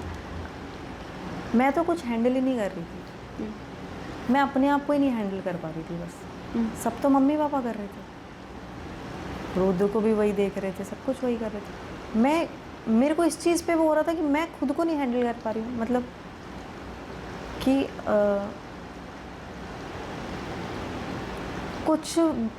कई बार ना आप खुद से भी डिसअपॉइंट हो जाते हो, क्योंकि आप खुद से बड़ी उम्मीदें करते हो और वो जो डिसअपॉइंटमेंट होती है वो बड़ी ख़राब होती है। तो वो ना आपको खुद से लगता है, अब आपको लगता है कि आप फिर मुझे जो सबसे मतलब जो मुझे बहुत एक चीज़ जो खलती है ना कि एक इंसान जिसको बड़ी बड़ी फिल्में करनी थी, जिसको इतना काम करना था ना, उसके काम अधूरे रह गए। मैं ना वो चीज़ मैं एक्सेप्ट नहीं कर पाती हूँ, वो मुझे लगता है कि वो बड़ा गलत हुआ। तो मुश्किल रहा। रुद्र 5 महीने का था, उसके बाद मैंने जॉब वगैरह शुरू की और क्योंकि उसकी कुछ हेल्थ के इश्यूज़ भी थे, तो वो भी मुश्किल था। और वो रहता है क्योंकि जब आपको ये पता लगता है ना कि अब एक प्रॉब्लम के बाद दूसरी प्रॉब्लम आ गई है, तो आप कहते हो कि अब क्या करना है। आपको पता ही नहीं है क्या करना है आपने, क्योंकि कभी प्लान बी बनाया ही नहीं आपकी, आप ऐसे हो ही नहीं प्लान बी वाले। आपका एक ही प्लान है, आप उसी पे काम करोगे और जी जान से काम करोगे। और फिर वो चाहे लाइफ हो, फिर वो चाहे कोई प्रोजेक्ट हो, चाहे वो कुछ भी हो। तो मैंने सोचा कि अब मैं क्या करूं, कुछ नहीं समझ में आ रहा था, क्योंकि वो 15 दिन का था। डॉक्टर ने बोला ही हैज़ एकेंडोप्लेशिया। वो तो अब जब ये पता लगा तो मेरे को और मेरे हाथ पैर फूल गए। मैंने बोला अब मैं क्या करूं। बहुत जगह दिखाया इधर उधर, फिर उसके बाद मैं उसको एम्स लेके गई। उसके बाद जिस दिन मैं उसको लेके गई तब और अब मेरे को नहीं होती टेंशन। मैं जब गई वहाँ, मैंने देखा वहाँ पर इतने सारे बच्चे हैं जो ना बोल पा रहे हैं ना कुछ है, मतलब ऐसे बहुत सारी परेशानियाँ हैं जिससे उनके माँ बाप की ज़िंदगी बहुत मुश्किल में है। फिर मैंने बोला, मेरे को ऐसा लगा कि ये मेरे को, मैं पता नहीं समझ में नहीं आया, मैं पागल हूँ, मैं क्या सोच रही थी। मतलब मैंने बोला धन्यवाद महादेव, अगर आपने मेरे को इतना कुछ दिया है और मैं ये सोच रही हूँ कि मुझे कुछ मिला ही नहीं। वो ब्लेसिंग्स होती हैं जिसे हम काउंट करना भूल जाते हैं, क्योंकि ऑब्वियसली हम साधु महात्मा तो है नहीं, उनके जितनी तो हमारे अंदर पावर नहीं है। बट हाँ, मैं एक चीज़ ज़रूर कहना चाहूँगी जो मुझे हर वक्त मदद करती है, मैं ना अपने दिमाग को ट्रेन करती हूँ बस। ऐसा नहीं है कि मैं रोना नहीं चाहती हूँ, ऐसा नहीं है कि मुझे रोना नहीं आता है, और ऐसा नहीं है कि मैं थकती नहीं हूँ, ऐसा नहीं है कि मेरा गिव अप करने का मन नहीं करता। वो मेरा सब मन करता है जो किसी भी एक इंसान का करेगा कि यार अब बस बहुत हो गया। बस एक प्रैक्टिस दी है मैंने अपने दिमाग को, आज थकी हूँ नहीं करूँगी कुछ, रोना है रो लो, अपना दुख भी जियो उतना ही जितना अपना सुख जीते हो। और जब आप ये करने लग जाओगे ना तो आप एक्सेप्ट कर लोगे। आपको ना कोई भी चीज़ भुलानी नहीं होती है, आपको ना उसे एक्सेप्ट करना होता है। और जब आप एक्सेप्ट नहीं करोगे ना तो आप कुछ नहीं कर पाओगे। फिर एक्सेप्टेंस नहीं है ना अगर, तो फिर कुछ नहीं है। मतलब लिटरली मैंने तो ये सोचा था कि मैं इस एज तक तो मैं कितना कुछ अचीव कर लूँगी अपनी लाइफ में, पर नहीं कर पाई। पर अगर मुझे इस चीज़ की एक्सेप्टेंस भी ना हो तो फिर तो मैं आगे भी कुछ नहीं कर पाऊँगी। सिचुएशन चाहे जो भी हो, एक्सक्यूज़, वो सारी चीज़ें जो भी थी, वो हर किसी को आपकी जर्नी नहीं पता होती है, बट जो भी टाइम था जो भी है, बट आप अगर एक्सेप्ट नहीं करोगे ना तो जीवन बड़ा मुश्किल है। रुद्र भी कितने साल के? वो अभी 3.5 ईयर्स। 3.5 ईयर्स। तो स्कूल वगैरह जाता है? नहीं, अभी नहीं जाता, अभी मैं उसको 1-1.5 साल बाद भेजूँ। कैसी है एज अ मदरहुड जर्नी, कैसी रही है आपकी? यार बहुत टायरिंग, इट्स टायरिंग, बट क्योंकि सिंस मतलब with in it was like when Rahul went away, तो Rudra, you were pregnant with Rudra right? तो वो कैसे कोप अप किया आपने सारी चीज़ें? मुझे ना मुझे ऐसा ना एक उम्मीद आ गई, ठीक है, कि राहुल दोबारा आ गया। हाँ, एक उम्मीद आ गई कि मैं ना, अब मुझे जैसे बहुत लोगों ने बोला कि ये क्या कर रही है, मुझे ऐसे भी शब्द बोले गए कि तो एक बिना बाप के बच्चे को इस दुनिया में लेके आ रही है। तो मुझे लगा ना कि मैं ना, मेरे को हक है किसी को जीवन देने का, ना मुझे हक है किसी की मृत्यु। और मेरे दिमाग में कोई सेकंड थॉट कभी नहीं आया, मुझे बस उसको लेके आना था इस दुनिया में। और वो है तो मेरी ज़िंदगी आसान है, चाहे लोग कितनी ही बातें बनाएं कि अकेले मतलब बहुत मुश्किल होता है, सिंगल मदर। लिटरली मैं बता रही हूँ कि जितनी भी सिंगल मदर्स होंगी ना, उनकी लाइफ का ना एम ही वो बच्चा हो जाएगा। उनके लिए ना, अगर वो बच्चा नहीं होगा ना तो वो नहीं जी पाएंगी। वो है तो वो होप है, वो उनको किसी के लिए कुछ करना है, वो है साथ में। तो अच्छी, मतलब मदरहुड की journey to be very honest बहुत अच्छी है, बहुत अच्छा बच्चा है, बहुत समझदार बच्चा है, बहुत सारी बातें सिखानी नहीं पड़ती हैं, और आई एम ब्लेस्ड। मैं कह रही थी ना कि जब कोई हादसा होता है ना, तो एक औरत के साथ उस एक हादसे के बाद कई हादसे होते हैं, वो वहाँ तक नहीं सीमित रहता है। फिर जब आप इतनी लड़ाइयाँ एक साथ लड़ते हो ना, फिर आपके अंदर का डर भी निकल जाता है, फिर आप लड़ लेते हो, फिर आप खुद से भी लड़ लेते हो, फिर आप सबसे लड़ लेते हो, फिर आप उस बच्चे के लिए लड़ लेते हो पूरी दुनिया से, फिर आपको किसी की परवाह नहीं होती। That's so true. तो आप लिखते भी हो और सबसे अच्छी बात यह है कि आप इक्वालिटी के लिए लिखते हो। जनरली क्या होता है, लड़कियां मोस्टली लड़कियों के लिए लिखती हैं, बट आप लड़कों के लिए लिखते हो, तो ये कैसे थॉट प्रोसेस? ये तो मैं कहूँगी कि ये तो मैं सच में इंस्पिरेशन मैंने अपने पापा से ली, क्योंकि मैं पापा भी या आसपास के लोगों को भी देखती थी ना, वो थकते नहीं है यार।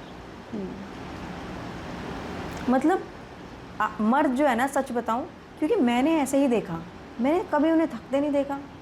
वो बुखार में भी ऑफिस जा रहे हैं, तो मुझे ये लगता था कि ऐसी कौन सी मशीन फिट है इनके अंदर कि ये थकते नहीं हैं। और ऐसा क्या है, इनका दिमाग नहीं थकता। अच्छा, ये पूरे थके होते हैं पर इनका बेल्ट ऐसा होता है आपको पता ही नहीं चलेगा ये थके हुए। तो वो चीज़ें मुझे लगता था कि इनके बारे, हालांकि अब तो काफ़ी लोग बात कर रहे हैं, तो मुझे लगता था कि किसी को तो इनके बारे में बात करनी चाहिए।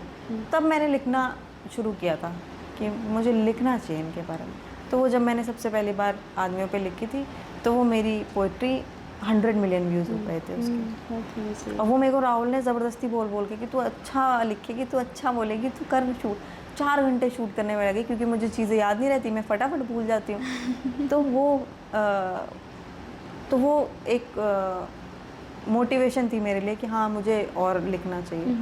तो ऐसे ये जर्नी शुरू हुई। आपने बोला राहुल आपको लिखने के लिए सपोर्ट करते थे, कैसे? तो ये कैसा एक रिलेशनशिप था वर्क को लेकर? मतलब अगर मैं पूछूँ तो in general as a life partner कैसा होना चाहिए? ऐसा ही होना चाहिए यार, मतलब क्योंकि हम तो बिजनेस डिस्कस करते थे।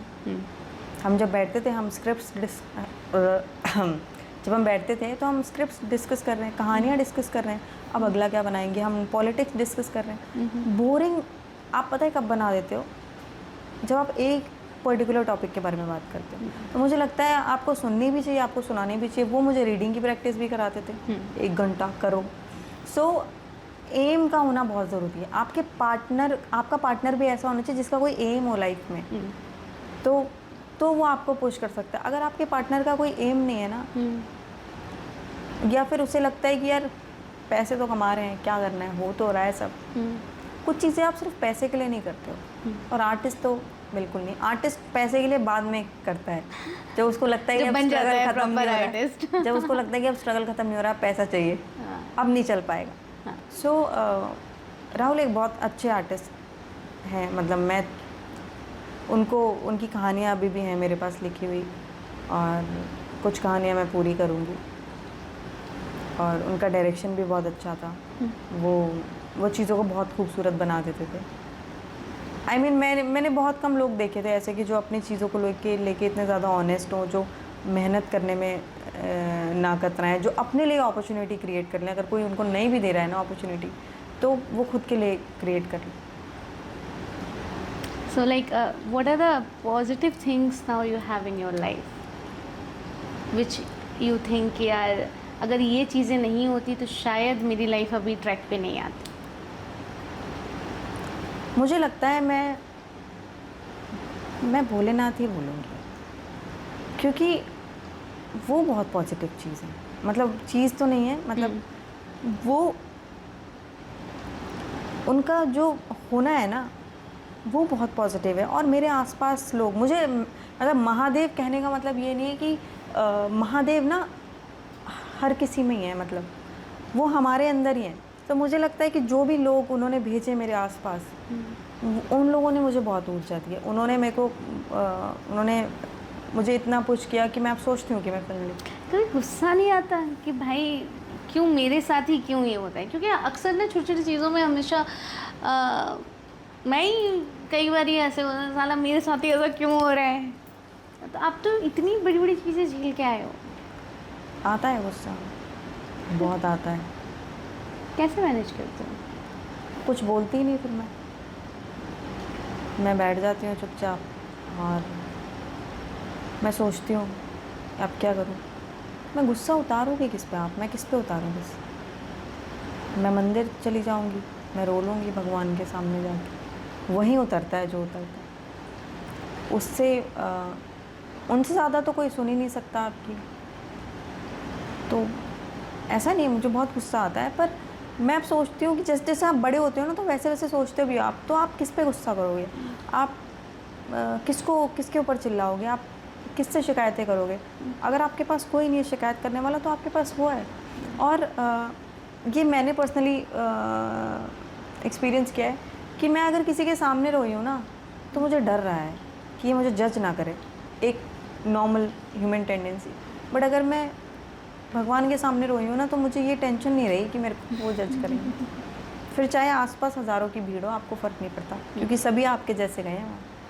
सबको दवाई चाहिए, सबको शांति चाहिए, नाराज़गी भी भगवान से ही है और मानते भी आप उनको ही सबसे ज़्यादा हो। क्योंकि वो तो रहेगी ना। अब माँ बाप से ही तो बच्चा शिकायत भी करता है, माँ बाप से ही खुश रहता है, तो वो माँ बाप ही हैं हमारे। What is that like toughest time of your life जो आपको लगा हो कि यार इसके आगे अब नहीं हो पाएगा, ख़त्म करते हैं? ये राहुल के जाने के बाद, क्योंकि रुद्र आया ज़िंदगी में, फिर उसकी उलझनें थी कुछ, फिर एक बीच में एक ऐसा फेज़ आया जहाँ पर आप मेंटली नहीं, अब आपकी चीज़ें वो पूरी बॉडी में आ गई हैं। मतलब अब आपको कभी भी पैनिक अटैक आ जाएगा और आपको ये पता लग रहा है, आपकी बॉडी साइन दे रही है, आपको काम करते करते कुछ होने लगेगा, बट आप किसी को बता नहीं सकते। और ये आपको रोज़ हो रहा है, और आपका दिमाग सुन रहा है, आप कोई बोल रहा है, आपको सुनाई नहीं दे रहा वो क्या बोल रहा है, आपको कुछ समझ में नहीं आ रहा कि क्या हो रहा है। तो अब उस टाइम पे मेरे को लगा ना कि मैं लग नहीं रहा मैं कुछ कर पाऊँ। अब आपको पता ही नहीं कि आपको दवाई की ज़रूरत है, आप नॉर्मली ठीक नहीं हो सकते ऐसे। इट इज़ नॉट समथिंग कि आप सोच रहे हो या आप ओवर थिंक कर रहे हो। अब तो आपने कर लिया ओवर थिंक सालों तक, अब वो आपके अंदर है शरीर में, अब उसको कैसे निकालोगे? तो वो निकलता नहीं है, वो आपके साथ चलता है। अब आपको अपने माइंड को ट्रेन करना पड़ता है कि अब आप कैसे कैसे कोप अप करोगे। बेसिकली साइंस मुझे अब समझ में आती है कि लिटरली आपको ट्रेन करना पड़ता है अपने माइंड को कि किस सिचुएशन में कैसे समझाओगे आप उसको, आपको क्या बोलना है और आपको कैसे रिएक्ट करना है। तो रही है, मैं बहुत सारी ऐसी चीज़ें हुई कि मैं हेल्थ रिलेटेड होने लग गई कि अब वो पैनिक अटैक इतने ज़्यादा हो गए थे ना ऐसे कंटिन्यूशन में कि आप चल नहीं सकते 2 कदम, आपको दिख नहीं रहा, आपका ब्लर हो गया विजन। तो जब थॉट आपके शरीर में आने लग जाए और वो फिर आपकी बॉडी की हालत ख़राब करने लग जाए, तो वो ना आप बड़ा हेल्पलेस फील करते हो। जब आपको रोना आ रहा है ना, आप रो लो। क्या होता है ना, आप कभी कभी इतना कुछ संभालने लगते हो ना एक साथ, जहाँ आप रोना भूल जाते हो, आप ये भूल जाते हो कि अगर आप रो लोगे तो कमज़ोर नहीं कहलाओगे। मुझे बड़ा एम्बैरेसिंग लगता है कि यार अगर मैं किसी के सामने रो दूँगी तो इसको ये ना लगे कि बताओ इसको ये रो रही है, तो मैं नहीं रोती। अब वो मेरी एक आदत बन गई है, अब वो आपकी आदत बन गई है, तो अब वो आपके लिए प्रॉब्लम होती है वो चीज़ें। कभी नहीं सोचा था कि यार अच्छी खासी ज़िंदगी चल रही थी, बढ़िया शादी हो गई, सब कुछ, मतलब लाइफ में ऐसा कुछ होगा? ऐसी चीज़ें कोई नहीं सोच पाता। तो मेंटली कैसे आप इतने स्ट्रॉन्ग रह सकते हो? कि मैं सच बताऊँ, मैं भी ये ढूंढ रही हूँ जवाब। I am still in process. ये शायद मैं अपने पापा की वजह से हूँ, क्योंकि उन्होंने ना, ये फैक्ट है, मैं जैसी वो देखेंगे कि मैं थोड़ा सा चुप हूँ, क्या हो गया। अब वो डायरेक्टली मेरे से किसी टॉपिक के बारे में बात नहीं करते, फिर वो मुझे 2-4 ज्ञान की बातें बताते हैं और मैं एकदम सॉर्ट कि ये बात तो बिल्कुल ठीक है। तो अब आपको अगर डेली बेसिस पे, वो कहते हैं ना कि अगर एक रस्सी भी आप पत्थर पे चलाओ वो भी निशान कर देती है। तो अगर आप अच्छी बातें सुनोगे और अगर आपको ऐसी बातें सुनने को मिलेंगी जिससे आपको थोड़ी भी हिम्मत मिल रही है, जिससे आप 1% 0.% भी बेटर फील कर रहे हो ना, और एक कंटिन्यूशन में चीज़ें होंगी, तो आप एक टाइम के बाद आपको सिचुएशन हैंडल करना या खुद को हैंडल करना आ जाएगा। जनरली जैसे आपने बात करी, तो वास्तविकता में मुझे ऐसा लगता है लड़कियां अपने पेरेंट्स के, अपने फादर के ज़्यादा कनेक्ट होती हैं, फादर से वो रहती हैं। फादर डॉटर का ना एक अलग ही कनेक्शन रहता है। दैट इज़ नॉट, मुझे ऐसा लगता है बहुत ऐसे वो विजिबल नहीं है, एक्सप्रेसिबल उतना नहीं होता है। वो इनविजिबल सा सपोर्ट होता है जो फादर करते हैं अपनी बेटियों को। और कई बार वो भले डांट भी रहे हो फिर भी वो आपको लगता है कि इसमें सपोर्ट है, तो वो रहता है। वो मेरे साथ भी रहा है कि पापा के साथ एक ऐसा कनेक्शन है कि जो दुनिया में किसी के साथ नहीं है। मतलब कई बार मुझे ऐसा लगता है कि मैं सब चीज़ शेयर कर सकती हूँ उनसे, और जब भी मेरे को दुविधा होती है ना तो मैं उनसे भी पूछती हूँ कि अच्छा इस परिस्थिति में क्या किया जाए, मतलब अगर मुझे किसी पे गुस्सा आ रहा है तो मैं क्या करूँ। तो फिर वो मुझे बोलते हैं कि जितना गुस्सा आ रहा है उतना शांत रहो, जितना गुस्सा आ रहा है उतना शांत रहो, तो तुमको जवाब मिलेगा। वो जवाब नहीं देते किसी बात का, वो ये बताते हैं कि जवाब कैसे ढूंढना है, जवाब सारे आपको पता है। तो मुझे लगता है कि पेरेंट्स मतलब खासकर पिता का एक अलग ही रोल होता है, और माँ का रोल तो एकदम हिडन होता है। जनरली हमें माँ का बेटे की तरफ ज़्यादा झुकाव होता है, वो हमारे घर में भी रहता है। हम मम्मी को बोलते हैं कि वो मेरे भाई की वकील हैं, तो अगर हम उसे कुछ बोलेंगे तो उसकी आवाज़ आने से पहले उनकी आवाज़ आ जाएगी। तो ये क्रॉस कनेक्शन है। इसका कारण नहीं पता पर है, ये होता है। This happens. अच्छा, कभी आपको ऐसा लगा है कि since you believe in Mahadev, spirituality में बिलीव करते हो, कभी ऐसा लगा है कि universe is giving me the right direction and the clear message? अब लगता है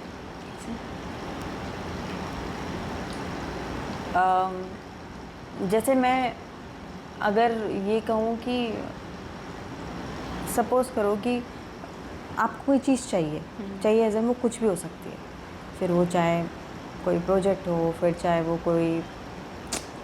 कोई चीज़ हो जो आपको ख़रीदनी है। अब आपका बजट है कम, छोटा सा एग्जांपल देखिए, अब आपका बजट है कम, अब महादेव क्या करेंगे ना, आपको धीरे धीरे धीरे करके ऐसी परिस्थितियाँ, या तो ऐसे लोग जोड़ देंगे, या तो ऐसी चीज़ें कर देंगे, या तो ऐसी जगह बिठा देंगे कि आप कैसे भी करके वो चीज़ हासिल कर लो। वो आपको मौके देते हैं, पर अगर उसमें भी आप नहीं कर पाओ तो फिर आप मुँह रखो। मौके वो देते हैं, और ये हमें ही पढ़ना, ये साइन हमें खुद ही पढ़ने होते हैं। वो मौका, जब वो मौका देते हैं ना तो परेशानी भी उसी वक्त देते हैं, फिर सब साथ में चलता है। अब ये आपको तय करना है कि अब आप उस परेशानी को ज़्यादा पुश करोगे या फिर वो जो साइन है उसे ज़्यादा उसकी तरफ ज़्यादा ध्यान दोगे। तो चुनाव तो हमारा ही है। हमारा एक चुनाव हमें कहीं भी ले जा सकता है, मतलब कहीं भी, मानसिक तौर पे भी कहीं भी, और फिज़िकली हमें जो भी जीवन में हासिल करना है वो वहाँ भी लेके जा सकता है। कभी आपको ऐसा लगता है कि आपने लाइफ में कुछ गलत डिसीजंस लिए हैं? हम सबको लगता है। तो मैंने ये एक दिन मैं बैठ के सोच रही थी, फिर मैंने पापा से पूछा कि पापा जो हम जैसे डिसीजन लेते हैं कि हमें ये नहीं ये करना है, और फिर हमें लगता है अब ये तो गलत हो गया, फिर वो कहते हैं, पापा ने मुझे बोला कि अगर तुम ये डिसीजन नहीं भी लेती ना तो भी तुम वही करती जो अभी तुम कर रही हो। तुम्हारे सही गलत डिसीजन लेने से तुम्हारी जो परिस्थिति है, अगर वो भाग्य में है तो वो आएगी परिस्थिति।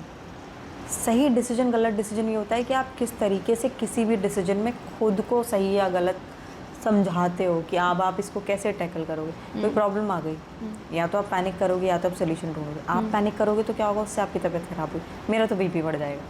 तो अब अगर ऐसी चीज़ें होंगी तो फिर नुकसान किसका होगा, कुल मिला के आपका खुद का नुकसान होगा।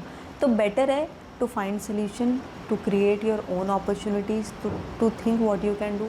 आपको ना, जैसे कई लोग बोलते हैं कि उन्हें पता नहीं है कि वो क्या करें लाइफ में, है ना, उन्हें नहीं पता कि उनके अंदर कोई हुनर है। उनके अंदर होगा कोई ना कोई हुनर। किसी के अंदर ना घर चलाने का बड़ा अच्छा हुनर होता है, कुछ बच्चों में बड़ा हुनर होता है घर चलाने का। वो हुनर है, पता है, हर कोई नहीं कर सकता वो। बिल्कुल। तो ये जो हम अपने ही आप को जो हम बड़ा कमज़ोर समझ लेते हैं ना, मैंने भी समझा है, मतलब हर कोई समझता है। तो हमारे अंदर बहुत पावर्स हैं, हम उसको यूटिलाइज़ नहीं कर पाते, हालांकि मैं भी नहीं कर पा रही हूँ, बट ये समझ में आ रहा है कि हमारे अंदर है। मैं सीख रही हूँ चीज़ें, एक्सपीरियंस से मैं सीखती हूँ।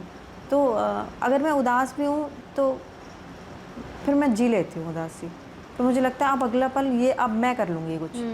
तो वो जो फ्लक्चुएशन है ना, उस फ्लक्चुएशन में जियो ना। प्रॉब्लम क्या है, जब अच्छा फील कर रहे हो तो अच्छा काम करो, जिस दिन सैड हो उस दिन सैड रहो।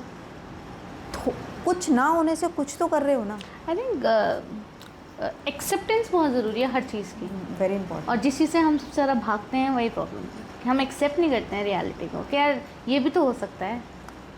हमेशा हो सकता है। आप जितना भागोगे ना जिस चीज़ से, वो चीज़ आपके पीछे भागेगी, वो पीछा करती रहेगी, करती रहेगी, करती रहेगी, और तब तक पीछा करेगी जब तक वो आपको अपने आप से प्यार ना करवा दे। भाई एक्सेप्ट कर लो मुझे, मैं तुम कितना ही भाग लो मेरे से, मैं तुम्हारे सामने आऊँगी हूँ। एक्सेप्ट कर लो, इतना सीख लो उन चीज़ों को, इतना आई मीन चाहे वो कोई स्किल सेट हो, चाहे वो कुछ भी हो, उसको इतना भाव ही मत दो और उसको ठीक है कर लेंगे, हो जाएगा, तो शायद चीज़ें पार लग जाती। When was the last time you feel so broken and you cried? Today. Oh. So I guess it is life. You can't do anything. You have to smile, you have to cry at the same time. Life is fair, unfair at the same time. Life is like this. You can't change anything. But the best part, आप अच्छा सोच सकते हो, आप अच्छा खा सकते हो, आप अच्छा लिख सकते हो, और आपका विज़न अच्छा है, तो मुझे नहीं लगता कि इससे ज़्यादा महादेव कुछ दे सकते हैं एक व्यक्ति को। कैसे अपने आप को, मतलब as you mentioned that today only I cried, and how you gathered up yourself? I mean, How you do it in a daily life? मैं वॉशरूम जाती हूँ, थोड़ा सा रोती हूँ, मुँह धोती हूँ और मुस्कुराते हुए बाहर आ जाती हूँ। सो आपको ऐसे ही करना पड़ेगा। क्या करोगे? अब अगर ऐसा नहीं, कभी कभी आप और भी ज़्यादा परेशान होते हो, कई बार आपको लगता है आप जो कर रहे हो अच्छा नहीं कर रहे हो, आपको और बेहतर करना है, पर आप वो, अब मैं वही बोल रही थी ना कि वो जो एक्सेप्टेंस है, पर आप कर रहे हो कुछ, आपको बेहतर करना है, तो बेहतर के लिए भी थोड़ा थोड़ा टाइम निकालो। तो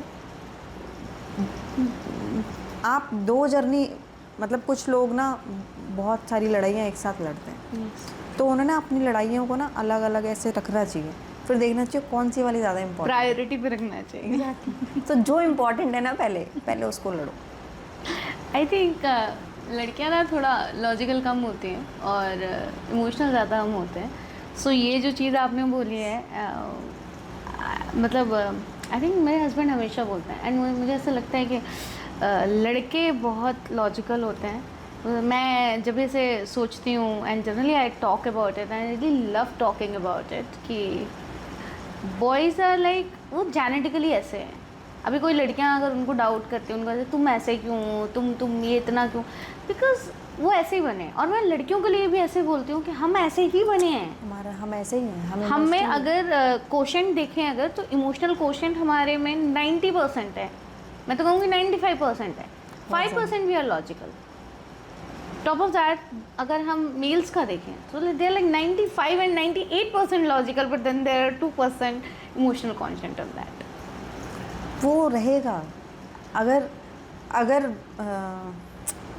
टू बी वेरी ऑनेस्ट, ये जो मैं बोलती हूँ ना टू बी वेरी ऑनेस्ट, तो ये मेरे सिर्फ ओपिनियंस है, स्टेटमेंट नहीं है। ऐसा मुझे फील होता है कि अगर औरत इमोशनल ना हो तो परिवार ना समेट पाए, मर्द प्रैक्टिकल ना हो तो वो परिवार को डिसिप्लिन ना कर पाए। तो दोनों जो है ना हमारी चीज़ें, वो ज़रूरी है। मतलब उन दोनों चीज़ों के बिना सब अधूरा सा है। हाँ, वही जो आपने बोला ना कि पहले प्रायोरिटाइज करो प्रॉब्लम्स को। सो मेल्स के साथ ऐसे ही होता है।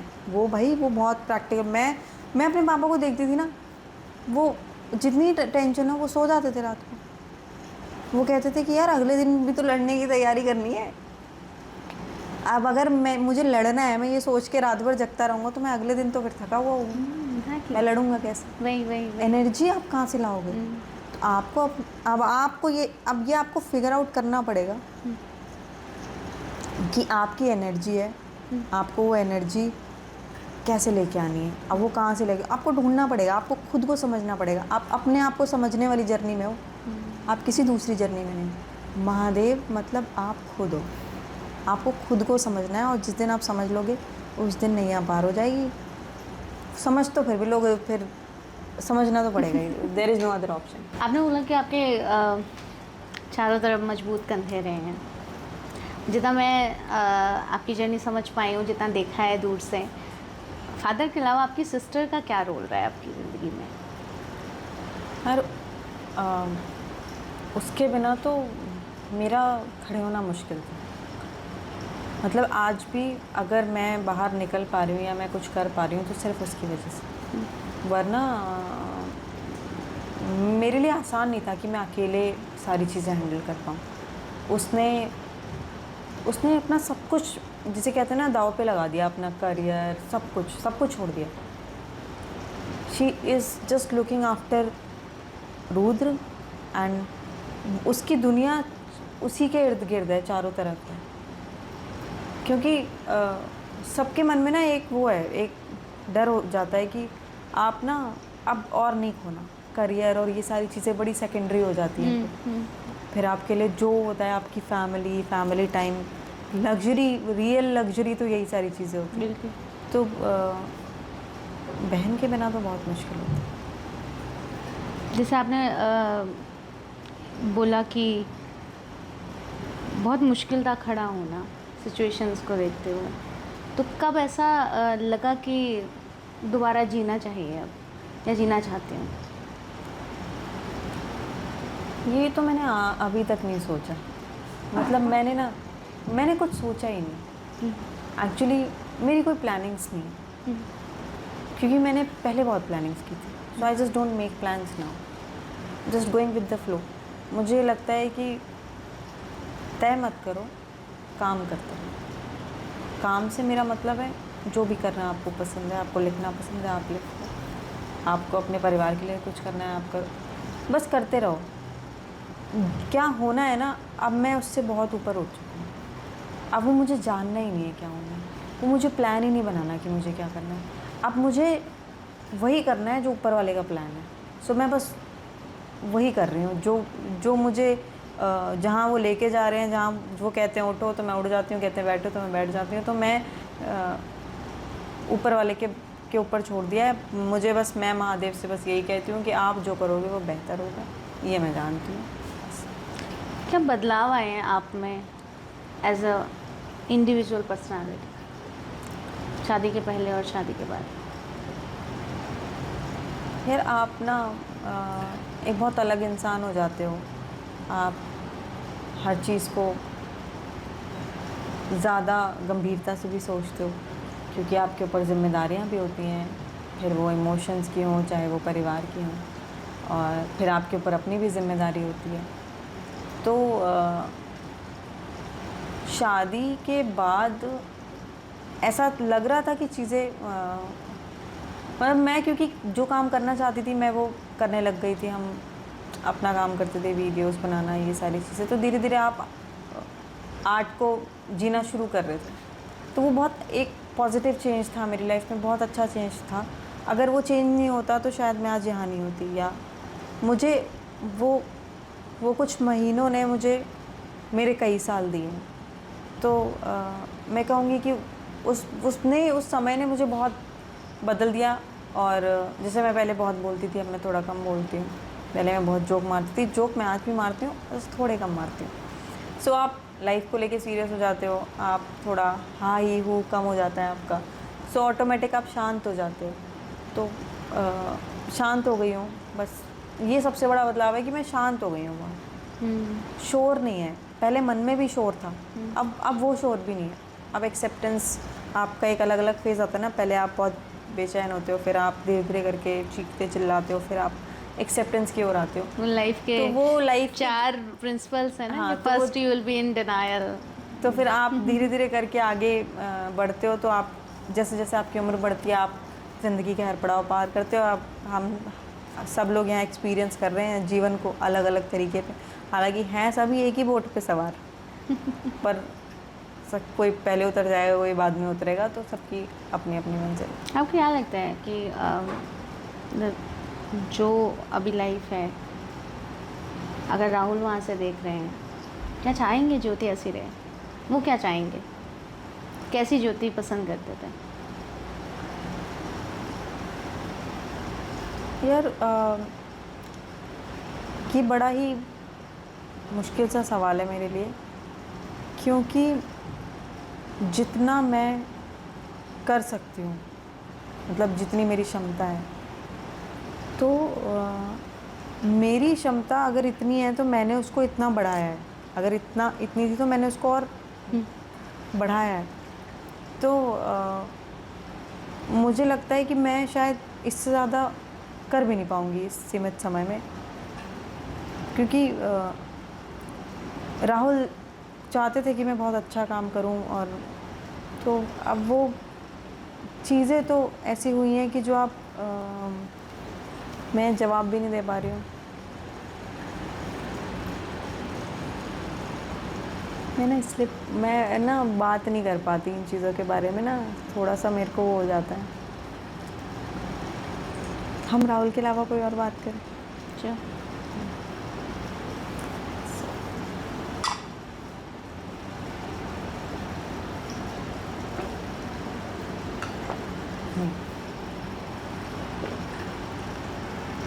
समाज क्या बदला आपके लिए?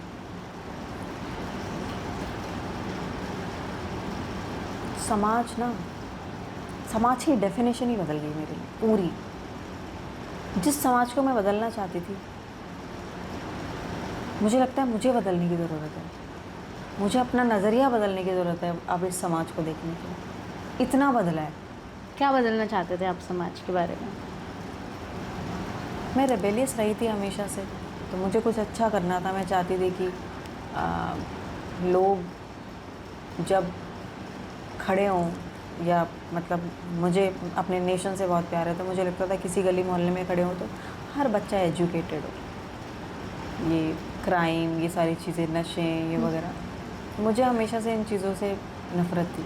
मैंने काम भी किया है, ऐसा नहीं है, मैंने काम भी किया है अपने कॉलेज डेज़ में भी, और मैंने एक NGO भी शुरू किया था जहाँ पर हम स्लम एरियाज़ में जाके बच्चों को पढ़ाते थे, उनको हाइजीन सिखाते थे। और तो वो जो समाज मुझे बदलना था ना, मैंने ना अपने आप को उससे कोसों दूर पाया। मुझे लगा कि ये बहुत बड़ी दूरी है जो शायद मैं अकेले तो तय नहीं कर सकती, क्योंकि उन्हें भी थोड़ा सा आगे बढ़ के आना पड़ा। फिर मुझे लगा कि यार ये बहुत मुश्किल है, मैं किसी की सोच नहीं बदल सकती, या मैं किसी के इमोशंस नहीं बदल सकती, तो मैं कैसे उम्मीद कर सकती हूँ कि समाज मुझे उसी नज़रिए से देखे जिस नज़रिए से मैं चाहती हूँ। मैंने ना दोनों तरफ से सोचना शुरू कर दिया। मैं पहले एक तरफ से सोचती थी, फिर मुझे समझ में आया नहीं यार, ये अनफेयर होगा। जो मेरे लिए सही है वो ओपिनियन हो सकता है, वो स्टेटमेंट नहीं हो सकता। मेरे लिए सही भी नहीं, कि जो मुझे लग रहा है सही है वो सिर्फ ओपिनियन हो सकता है, वो स्टेटमेंट नहीं हो सकता। जो उन्हें लगता है सही है वो भी एक ओपिनियन है, स्टेटमेंट नहीं है। तो वो गैप है ना, वो धीरे धीरे करके फिल होगा। वो हालांकि वो कि कोई भी इंसान बड़ी आसानी से फिल नहीं कर सकता, पर बदलाव हो रहे हैं। जैसे मैं अपने घर में या आसपास भी बदलाव देखती हूँ। हालांकि कुछ चीज़ें आपके दिमाग में भी होती हैं। तो अब मैं एक बहुत ही छोटा सा एग्जांपल दूंगी कि अगर मैं घर से बाहर निकल रही हूँ, अब मुझे लग रहा है कि लोग मुझे अजीब तरीके से देख रहे हैं, ये देखना चाहते हैं कि ये अब कैसे रह रही है, क्या है। अब मुझे उनकी आंखों में बहुत अजीब वो लगा, मतलब उनके देखने का नज़रिया। पर अगर मैं दूसरी तरफ से सोचूं तो वो सही भी तो हो सकते हैं।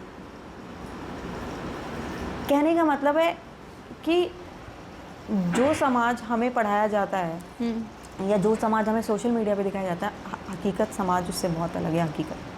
तो मुझे लगता है कि समाज के ना, अगर हम क्योंकि हम भी समाज का हिस्सा ही हैं, पर अगर हम ये कहते हैं कि हमें समाज बदलना और हम उस समाज से अलग हैं, तो हमें अपने भी ओपिनियन को, क्योंकि फिर हम अकेला भी एक समाज बनाते हैं ना हमारे जैसे सोच वाले, फिर वो भी समाज है, फिर आपको वो भी समझना पड़ेगा। मैंने जो बात कही थी कि अगर कोई आपके साथ गलत करता है, आपको उसको माफ़ कर देना चाहिए और आगे बढ़ जाना चाहिए। वो मैंने इसीलिए कही थी क्योंकि वो जिस समाज में है उसको आप 2 दिन में नहीं बदल सकते, या आप सिर्फ कुछ बातें कह के नहीं बदल सकते, उनसे लड़ के नहीं बदल सकते। आप किसी से लड़ के कोई लड़ाई नहीं जीत सकते हो, आप किसी को गाली दे के कोई लड़ाई नहीं जीत सकते हो। अगर आपको कोई भी लड़ाई जीतनी है, अगर आपको उनको अपनी तरफ करना है, तो आपको उनके तरीके अपनाने होंगे। आपको वो बन नहीं सकते, आपको सोचना पड़ेगा कि वो समाज क्या सोचता है, उनके लिए दुनिया कैसी है। अब हो सकता है मेरे लिए दुनिया अलग हो, तुम अलग, तुम्हारा एक्सपीरियंस अलग होगा, मेरा एक्सपीरियंस, हम दोनों के लिए समाज बहुत अलग है। पर हम क्या करते हैं, कैटेगराइज नहीं करते हैं उसको, हम एक ही तराजू में तौलते हैं। तो वो कुछ चीज़ें जो मुझे लगता है गलत है, और किसी भी चीज़ का मैंने ये कह दिया कोई भी चीज़ मैंने कह दी, आजकल क्या होता है ना कि वो चीज़ जो ओपिनियन है उसको स्टेटमेंट के तौर पे दिखाया जाता है। That's true. तो वो स्टेटमेंट कभी नहीं हो सकता। मैंने यहाँ पर जितनी भी बातें कही वो सब ओपिनियन है, वो सब मेरे एक्सपीरियंसेस है। और ओपिनियन हर बंदे का अलग हो सकता है। हर कोई अलग हो बिल्कुल, सकता है, वो मेरे एक्सपीरियंस है, मैंने जो देखा, मैंने जो समझा, ठीक है, या मेरे आसपास के जो लोग थे, मेरे लिए वो समाज है। आपके लिए अलग होगा समाज, कोई गांव की लड़की है उसके लिए अलग है समाज, कोई बच्चा है, बच्चे के लिए तो अलग है समाज। तो समाज की डेफिनेशन बड़ी अलग अलग है। और ये मुझे गलतफहमी थी कि मैं समाज बदल सकती हूँ। समाज को बदलने की ज़रूरत नहीं, समाज इवॉल्व होता है धीरे धीरे करके, चीज़ें आगे बढ़ती हैं, हम डेवलप होते हैं। जैसे पहले पेरेंट्स, जो हमारे ही पेरेंट्स थे, वो कितने स्ट्रिक्ट थे, बट धीरे धीरे करके वो समझते गए चीज़ों को, उन्हें भी लगता गया कि हाँ ये बदलाव की ज़रूरत है। तो वो सब हो रही हैं चीज़ें जो इतनी जल्दी विजिबल नहीं होंगी आगे आने वाले टाइम पे। कोई ऐसा बहुत अनएक्सपेक्टेड सा मतलब समाज का रूप आपने देखा है जो आपको ऐसा लगा कि भाई ये तो मेरी सोच से भी परे है और वो एक्सेप्ट करने में बहुत टफ हुआ हो? यार वो है तो मुझे ना ये नहीं लगता था कभी कि किसी के पेरेंट्स टॉक्सिक हो सकते, क्योंकि ना मैंने वो समाज देखा ही नहीं था ना। मेरे लिए तो मम्मी पापा बहुत अच्छे हैं भाई। तो ऐसे ही एक दो लोग थे कॉलेज में भी और उसके बाद भी जो ना बड़ा बोलते थे कि यार मेरी मम्मी तो मुझसे बात ही नहीं करती हैं, या वो उन्हें मेरी परवाह नहीं है, मुझे बुखार होता है तो वो मुझ पे ही चिल्लाती रहती हैं, या फिर मतलब ऐसी तमाम बातें, है ना। कोविड में भी मैंने सुना कहीं कि यार मुझे कोविड है फिर भी मेरी मम्मी मेरे पास नहीं आ रही हैं, या फिर मुझसे बात ही नहीं कर रही हैं, मुझसे ही लड़ रही हैं किसी और बात पे। तो ऐसी ऐसी कुछ बातें ना जो मेरे को भी, मेरा दिमाग घूम गया। मैंने बोला ये कैसे, मैं समझा रही हूँ, नहीं तुम गलत समझ रहे हो, ऐसे नहीं हो सकते। माँ माँ होती है, माँ बाप से ऊपर कोई हो ही नहीं सकता। पर मैं गलत थी, ऐसा नहीं होता है। टॉक्सिक, अगर टॉक्सिक बच्चे एग्जिस्ट करते हैं ना इस समाज में, तो टॉक्सिक पेरेंट्स भी एग्जिस्ट करते हैं, जिनकी गलती की वजह से ना बच्चा पूरी उम्र भुगतता है, जिसके बारे में जनरली कोई बात नहीं करता। क्योंकि अगर आप बात करोगे तो फिर उन्हें लगेगा कि आप भड़का रहे हो या आप ऐसी बातें करो, पर ये सच है।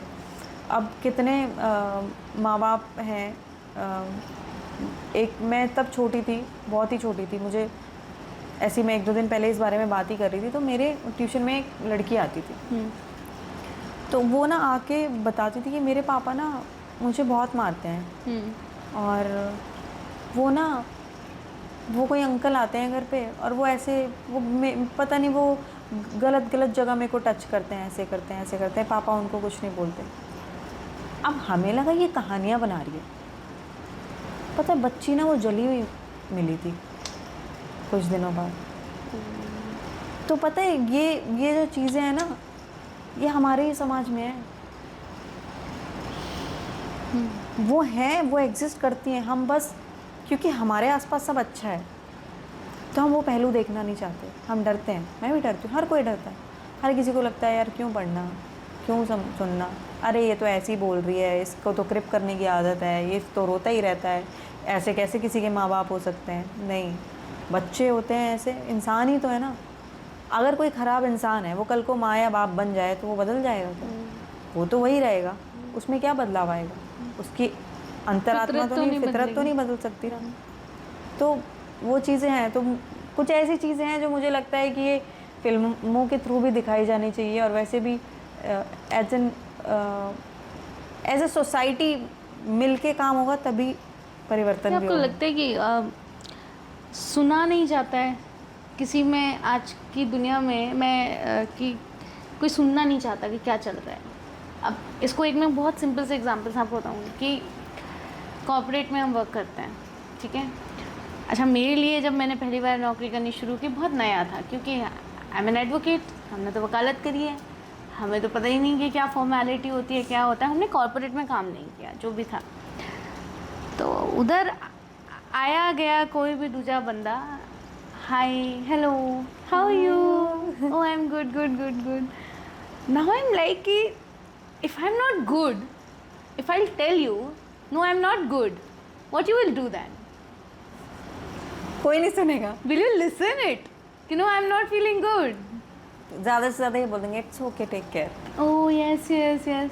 सो डू यू थिंक कि अभी हम सुनने से ज़्यादा फॉर्मेलिटी पे ज़्यादा जा रहे हैं कि बस hi hello how are you बोलना, लाइक दीज 3 वर्ड्स 3 जो भी लाइन्स हैं ये बोलना ज़्यादा ज़रूरी है स्माइल करके, and I am fine, okay fine, thank you. यार अगर कॉर्पोरेट वर्ल्ड की बात की है ना, वहाँ पे तो असली समाज का चेहरा दिखता है एक्चुअली। वहाँ सारे समाज के एक साथ होते हैं क्योंकि और ये पर्सनली मैंने भी देखा है ना, वहाँ सिर्फ इस्तेमाल कर रहे हैं एक दूसरे का, सुनना कोई नहीं चाहता है किसी को। वहाँ पर आपके बारे में उल्टा बातें बना देंगे, सुनेंगे नहीं, और या तो आपको बेचारा बना देंगे या तो आपको विलन बना देंगे, ठीक है? क्योंकि या तो आपकी बातें करके उनको गॉसिप, उनको लोग चाहिए अपने आसपास। वो ऑफिस में ना, कॉर्पोरेट में ना, वो बुआ फूफा वाला कल्चर बहुत ज़्यादा है। मतलब प्रॉब्लम यही है ना कि लोग, आप अगर वहाँ पे एग्जिस्ट कर रहे हो, ठीक है, एग्जिस्ट के बाद आप अगर एज एन इंडिविजुअल एग्जिस्ट कर रहे हो, आप दिख रहे हो तो प्रॉब्लम है बहुत बड़ी। आप नहीं दिख रहे हो तो प्रॉब्लम है। तो डू यू थिंक कि अब जैसे हम बात करेंगे, लोग सुनना नहीं चाहते हैं घर, किसके घर में क्या हो रहा है, किसके साथ क्या प्रॉब्लम चल रही है। सो अब हम बहुत ऐसे कॉम्पैक्ट हो गए हैं लाइफ में, भाग रहे हैं ना, रेस में है ना, कंपटीशन है उनको अपने ही बगल वाले से, उसको ही नहीं पता कि इसका मेरे साथ कंपटीशन है। सो वो इतनी जल्दबाजी में है ना, हम इतना भाग रहे हैं ना। जैसे शहर में पहुंचते हैं, मतलब आप कहीं बाहर जाओ और जैसे आप शहर में पहुंचोगे ना, आप स्लो हो जाओगे यार, आपका दिमाग स्लो हो जाएगा। तो वो जिस एनवायरनमेंट में है ना, वो एनवायरनमेंट उनको अलाउ ही नहीं करता है कि वो सुन पाए। वो ऐसी रेस में है, उनको बस भागना है, उनको बस ये दिख रहा है कि ये इसने मेरी तारीफ़ कर दी। वो बहुत छोटी छोटी चीज़ों के लिए के पीछे भाग रहे हैं और उसके लिए सेटल हो रहे हैं। तो जिस चीज़ के लिए सेटल हो रहे हैं, अंत में वो भी नहीं मिलती है उनको प्रॉपरली, इसीलिए नहीं मिलती है। अच्छा, मेरे साथ ऐसे होता है कि मेरे से नहीं बोला जाता, मेरे से नहीं पूछा जाता कि मैं किसी से पूछूं ज़बरदस्ती का फॉर्मेलिटी के लिए, hi how are you, fake hello. If I don't have time to listen that how actual the person is. नहीं हो पाती फॉर्मेलिटी यार, हर कोई नहीं कर पाता। फिर आप पता है क्या बन जाओगे? आप बन जाओगे अकड़ू। आपको बोला जाएगा कि आपके अंदर एटीट्यूड बहुत है। yes. ये पता नहीं क्या करती है, इनके अंदर बहुत एटीट्यूड है, ये तो किसी को समझती नहीं है, ये किसी को भाव नहीं देती। तो ऐसा होता है, ये मेरे साथ भी होता है। ये सवाल मेरे दिमाग में हमेशा रहता है। पर डरना नहीं चाहिए, पता है, कभी नहीं डरना चाहिए। चौड़े होके रहो। कोई हंस के बोल रहा है तो अच्छा है, कोई पीठ पीछे बुराई कर रहा है करने दो, ना सुनो किसने क्या कहा आपके बारे में। ये चीज़ ना, मैंने एक चीज़ है जो मैं अब प्रैक्टिस करती हूँ कि अगर मेरे को अब कोई बोलता है कि किसी ने मेरे बारे में बोला, मैं उसको वहीं रोक दूँगी। I don't want to listen, keep it with yourself. मेरे को सुनना ही नहीं, मेरे दिमाग में टाइम नहीं होता। आपको कोई परेशानी है, कुछ ऐसी चीज़ें हैं जो आप मेरे से शेयर करना चाहते हो, मैं सुनूंगी, पर ये मैं नहीं, मेरे पास ये वाली गॉसिप का टाइम नहीं हो सकता। क्योंकि भाई मेरे को खुद को बीमार थोड़ी करना है, क्योंकि मैं इमोशनल बंदी हूँ यार। मेरे को प्रॉब्लम, मेरे को बुरा लगेगा कि उसने मेरे बारे में बोला, मैंने तो कभी कुछ नहीं बोला है। अब वो मेरे 4 दिन तक दिमाग में घूमता रहेगा, फिर मैं खाना कम खाऊंगी।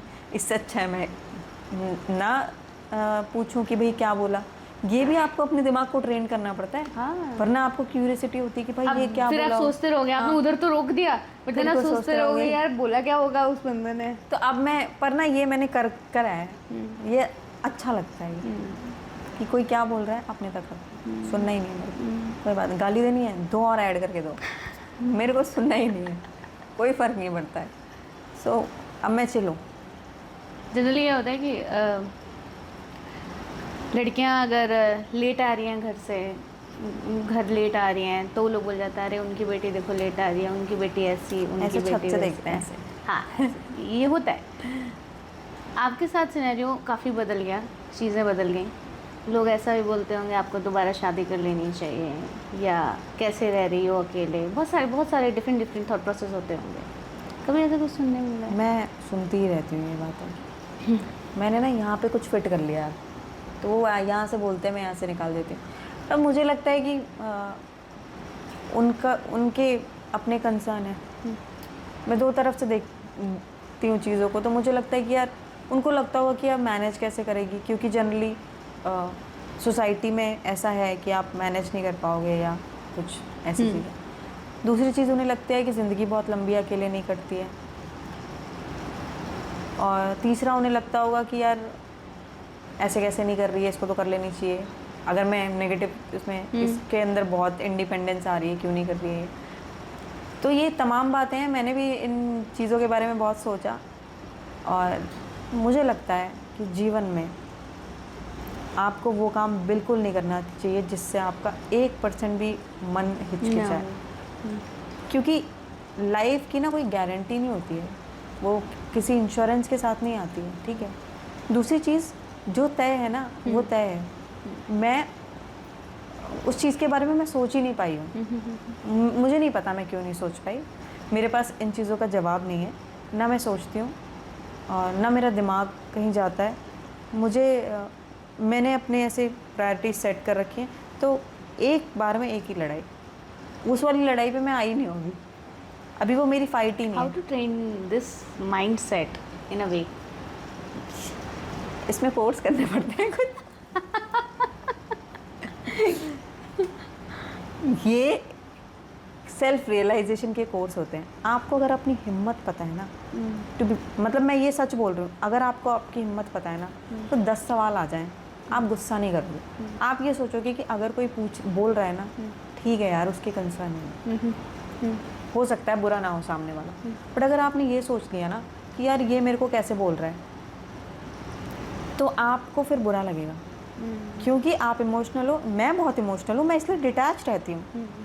मुझे पता है कि अगर मैं किसी से अटैच हुई या मैं लोगों की बातें इतना वो दूंगी, तो फिर मेरे लिए वो चीज़ें बड़ी मुश्किल हो जाएंगी करनी जो लोग डेली बेसिस पे भी करते हैं। मैं ट्रैवल नहीं कर पाऊँगी, मैं ऑफिस नहीं जा पाऊँगी, मैं अपने बच्चे के साथ टाइम नहीं अच्छे से बिता पाऊँगी। तो इसमें कुल मिला के देखा जाए तो इसमें किसी की कोई गलती नहीं है। अगर आपको कोई बोल रहा है, हो सकता है उसका एक पॉजिटिव हो और हो सकता है नेगेटिव भी हो, बट अगर नेगेटिव है तो टाइम, देखो वक्त तो सबको जवाब दे देता है, आपको कुछ बोलने की ज़रूरत नहीं है। आप अपना लगे रहो, जिसको जो बोलना है बोलने दो। मैं डेली बेसिस पे बहुत सारी चीज़ें सुनती हूँ, मेरे पास बहुत सारे मैसेजेस भी आते हैं, और भी ऐसे बहुत सारे मैसेज आते हैं जो शुरू में मेरे को बड़े अजीब लगते थे, फिर मैंने सोचा चल छोड़ो, जाने दो, ऐसे कैसे हंस रही है। आप हंस के फ़ोटो डालोगे तो लोगों को वो भी बुरी लगती है, ऐसे कैसे हंस सकती हो तुम। सो उनके हिसाब से आपको अपने आप को कमरे में बंद कर लेना चाहिए, या आपको अपनी ज़िंदगी ख़त्म कर लेनी चाहिए। फिर आप अगर ऐसा कुछ कर लेते हो, फिर ये वही लोग होते हैं फिर जो बोलते हैं कि यार इतने बुज़दिल कैसे हो सकते हो आप, जो अपने आप को ख़त्म कर लोगे। तो वो जो समाज है ना, वो यही है, अपने कंफर्ट जोन के हिसाब से ये अपने फ़ैसले बदलते हैं। इन्हें जो लगता है इनके माइंडसेट के हिसाब से सही है तो वो सही है, गलत है तो गलत है। सो सही गलत जैसी कोई चीज़ एग्जिस्ट भी नहीं करती है। Nothing wrong, nothing right. आपको लग रहा है सही है, ये चीज़ आप कर लो। कोई किसी पे ज़ोर ज़बरदस्ती नहीं है, और प्रेशर नहीं लेना चाहिए। मैं प्रेशर इसलिए नहीं लेती हूँ क्योंकि मेरे पास सपोर्ट सिस्टम है, मेरी फैमिली। तो मुझे वो बातें पता है कि अगर आपके घर में ही अगर ऐसा कोई हो तो फिर बड़ा जीना हराम हो जाता है। वो फिर एक अलग लेवल की लड़ाई होती है, फिर तो यही प्रायोरिटी हो जाएगी। बाकी लड़ाइयाँ तो बात की हैं, पहले आप उनको कन्विंस करोगे कि this is not the right time to talk about it, कि ये नहीं हो सकता। आप मन मार के अपना थोड़ी किसी के भी साथ चले जाओगे, हाथ पकड़ लोगे, और वो सामने वाले के लिए भी तो अच्छी बात नहीं है ना।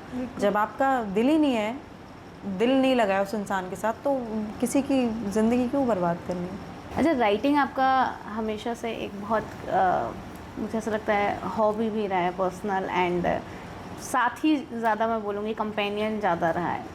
तो ये कैसे शौक, मतलब लिखना कब से शुरू किया, कैसे इंस्पिरेशन मिली? यार लिखना ना शौक़ नहीं था कभी,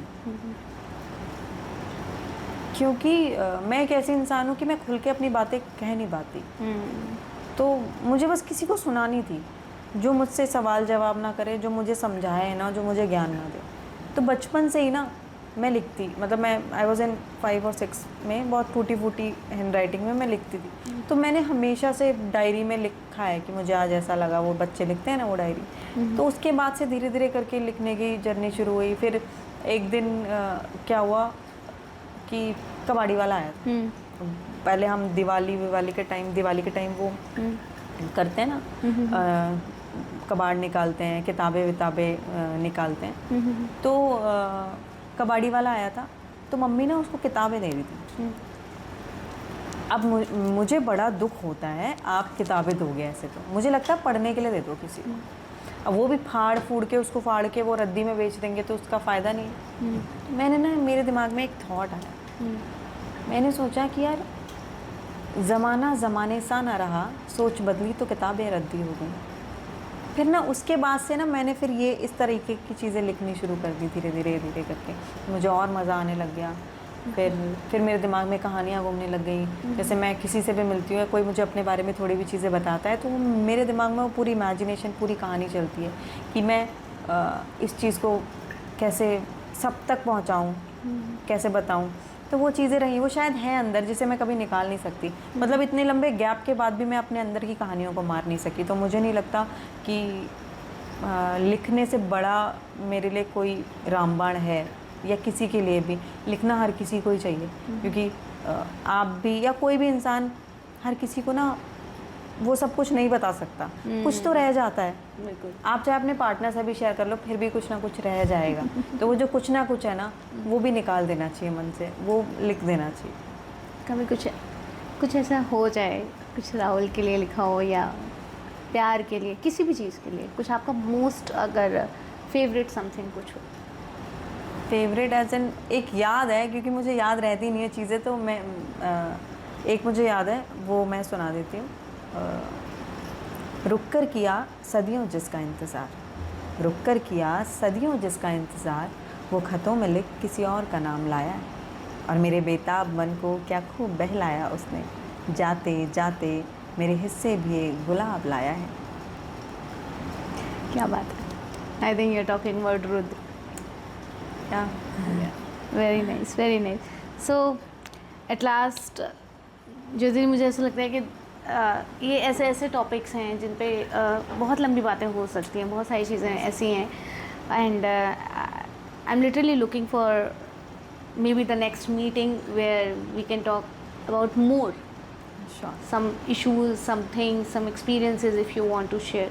But lastly आपको कुछ 3 चीज़ें ऐसी बता के जाइए कि जिसने आपकी ज़िंदगी क्या जो वो चीज़ किसी भी लड़की की ज़िंदगी बहुत सही बना सकती है अगर कोई प्रॉब्लम में जा रहा है। Education, self realization, I mean you should know your worth, what you can do.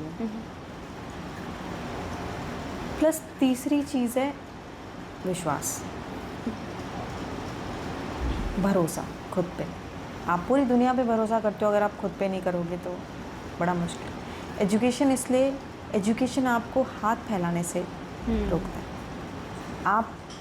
आप लाइफ के किसी भी फेज़ में हो, अगर आप एजुकेटेड हो तो आप कर लोगे कुछ। एजुकेशन जो है वो हर लड़की के लिए बहुत इम्पोर्टेंट। लड़की क्या, लड़का क्या, सबके लिए इम्पोर्टेंट, बट लड़कियां इसलिए बोल रही हूँ क्योंकि लड़कियों को बहुत कमज़ोर माना जाता है।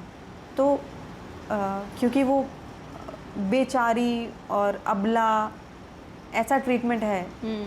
तो ये जो थॉट प्रोसेस है, ये कि मैं ये नहीं कह रही आपको किसी को साबित करना है या कुछ करना है, आपको बस खुद को ही साबित करना है कि ऐसा कुछ होगा तो आप गिरोगे तो उड़ जाओ।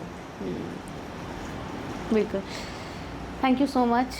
एंड ऑनेस्टली वक्त का पता नहीं चलता है जब आप कुछ इस तरीके की बातें करते हो, कॉन्वर्सेशन करते हो। And I am so sorry अगर आपको कोई भी चीज़ ऐसी लगी हो कि जो आउट ऑफ द बॉक्स थी या आउट ऑफ द सेंसिटिवनेस थी, if I touched it. And thank you so much to share your story, share your feelings, your thoughts, whatever you felt. And most probably I would love to connect with you again. For sure. And we'll talk about something more maybe, जो शायद जिस समाज की हम बातें कर रहे हैं, जिन चीज़ों की हम बातें कर रहे हैं, और जैसे कि हमने शुरुआत में भी बात करी कि समाज कभी नहीं बदलता, और महिलाओं के बारे में specifically would love to talk about it. For sure, I would love to talk या about it. तो बात करेंगे दोस्तों, और आप हमेशा मेरी फेवरेट रहोगे। एंड प्लीज़ स्माइल करते रहो, you are so strong I think. और लिखना बंद मत करो। नहीं, बिल्कुल भी वी नहीं। Would love to you know read you more, you would love to listen you more. And लोग सही कहते हैं कि आपको इंस्टाग्राम पे आपको कंटेंट क्रिएशन करना बंद नहीं करना चाहिए. Please start doing that. Yeah, I will. You are the inspiration for many girls, most probably. I'm glad. I mean, it's वो करवाते रहते हैं, मैं करती रहती हूँ. मुझे तो कुछ लिटरली मैं बता रही हूँ, मैं कोशिश करती हूँ कि मैं शूट करूँ. मैंने बहुत सारी वीडियो शूट किए, बट ये camera is something that has given me so much trauma. So I just can't face it because I used to do shoots and all. So whenever I shoot ना, I feel so numb. समझ रही. मैं नहीं कर पाती. I try my best to. Eventually I will do it धीरे धीरे करके. Because it is somewhere, I think मुझे ऐसा लगता है कि this is the connection you made, you build Yeah. up in your relationship specifically. Yeah, so there are things which you can just feel. और कहने को कैमरा ही है, it's just made of plastic or some glass and all. But कुछ चीज़ें, कुछ कभी कभी कुछ ऐसे खिलौने भी होते हैं ना जिससे आपके इमोशन जुड़ जाते हैं. सो No worries. Most probably we'll see a new Jyoti. Yeah. And movie बनाओ यार. I'm really excited. जरूर to do बनाएंगे. that. And give lots of love to Rudra. And thank you so much. Thank you so much to come here, and thank you so much.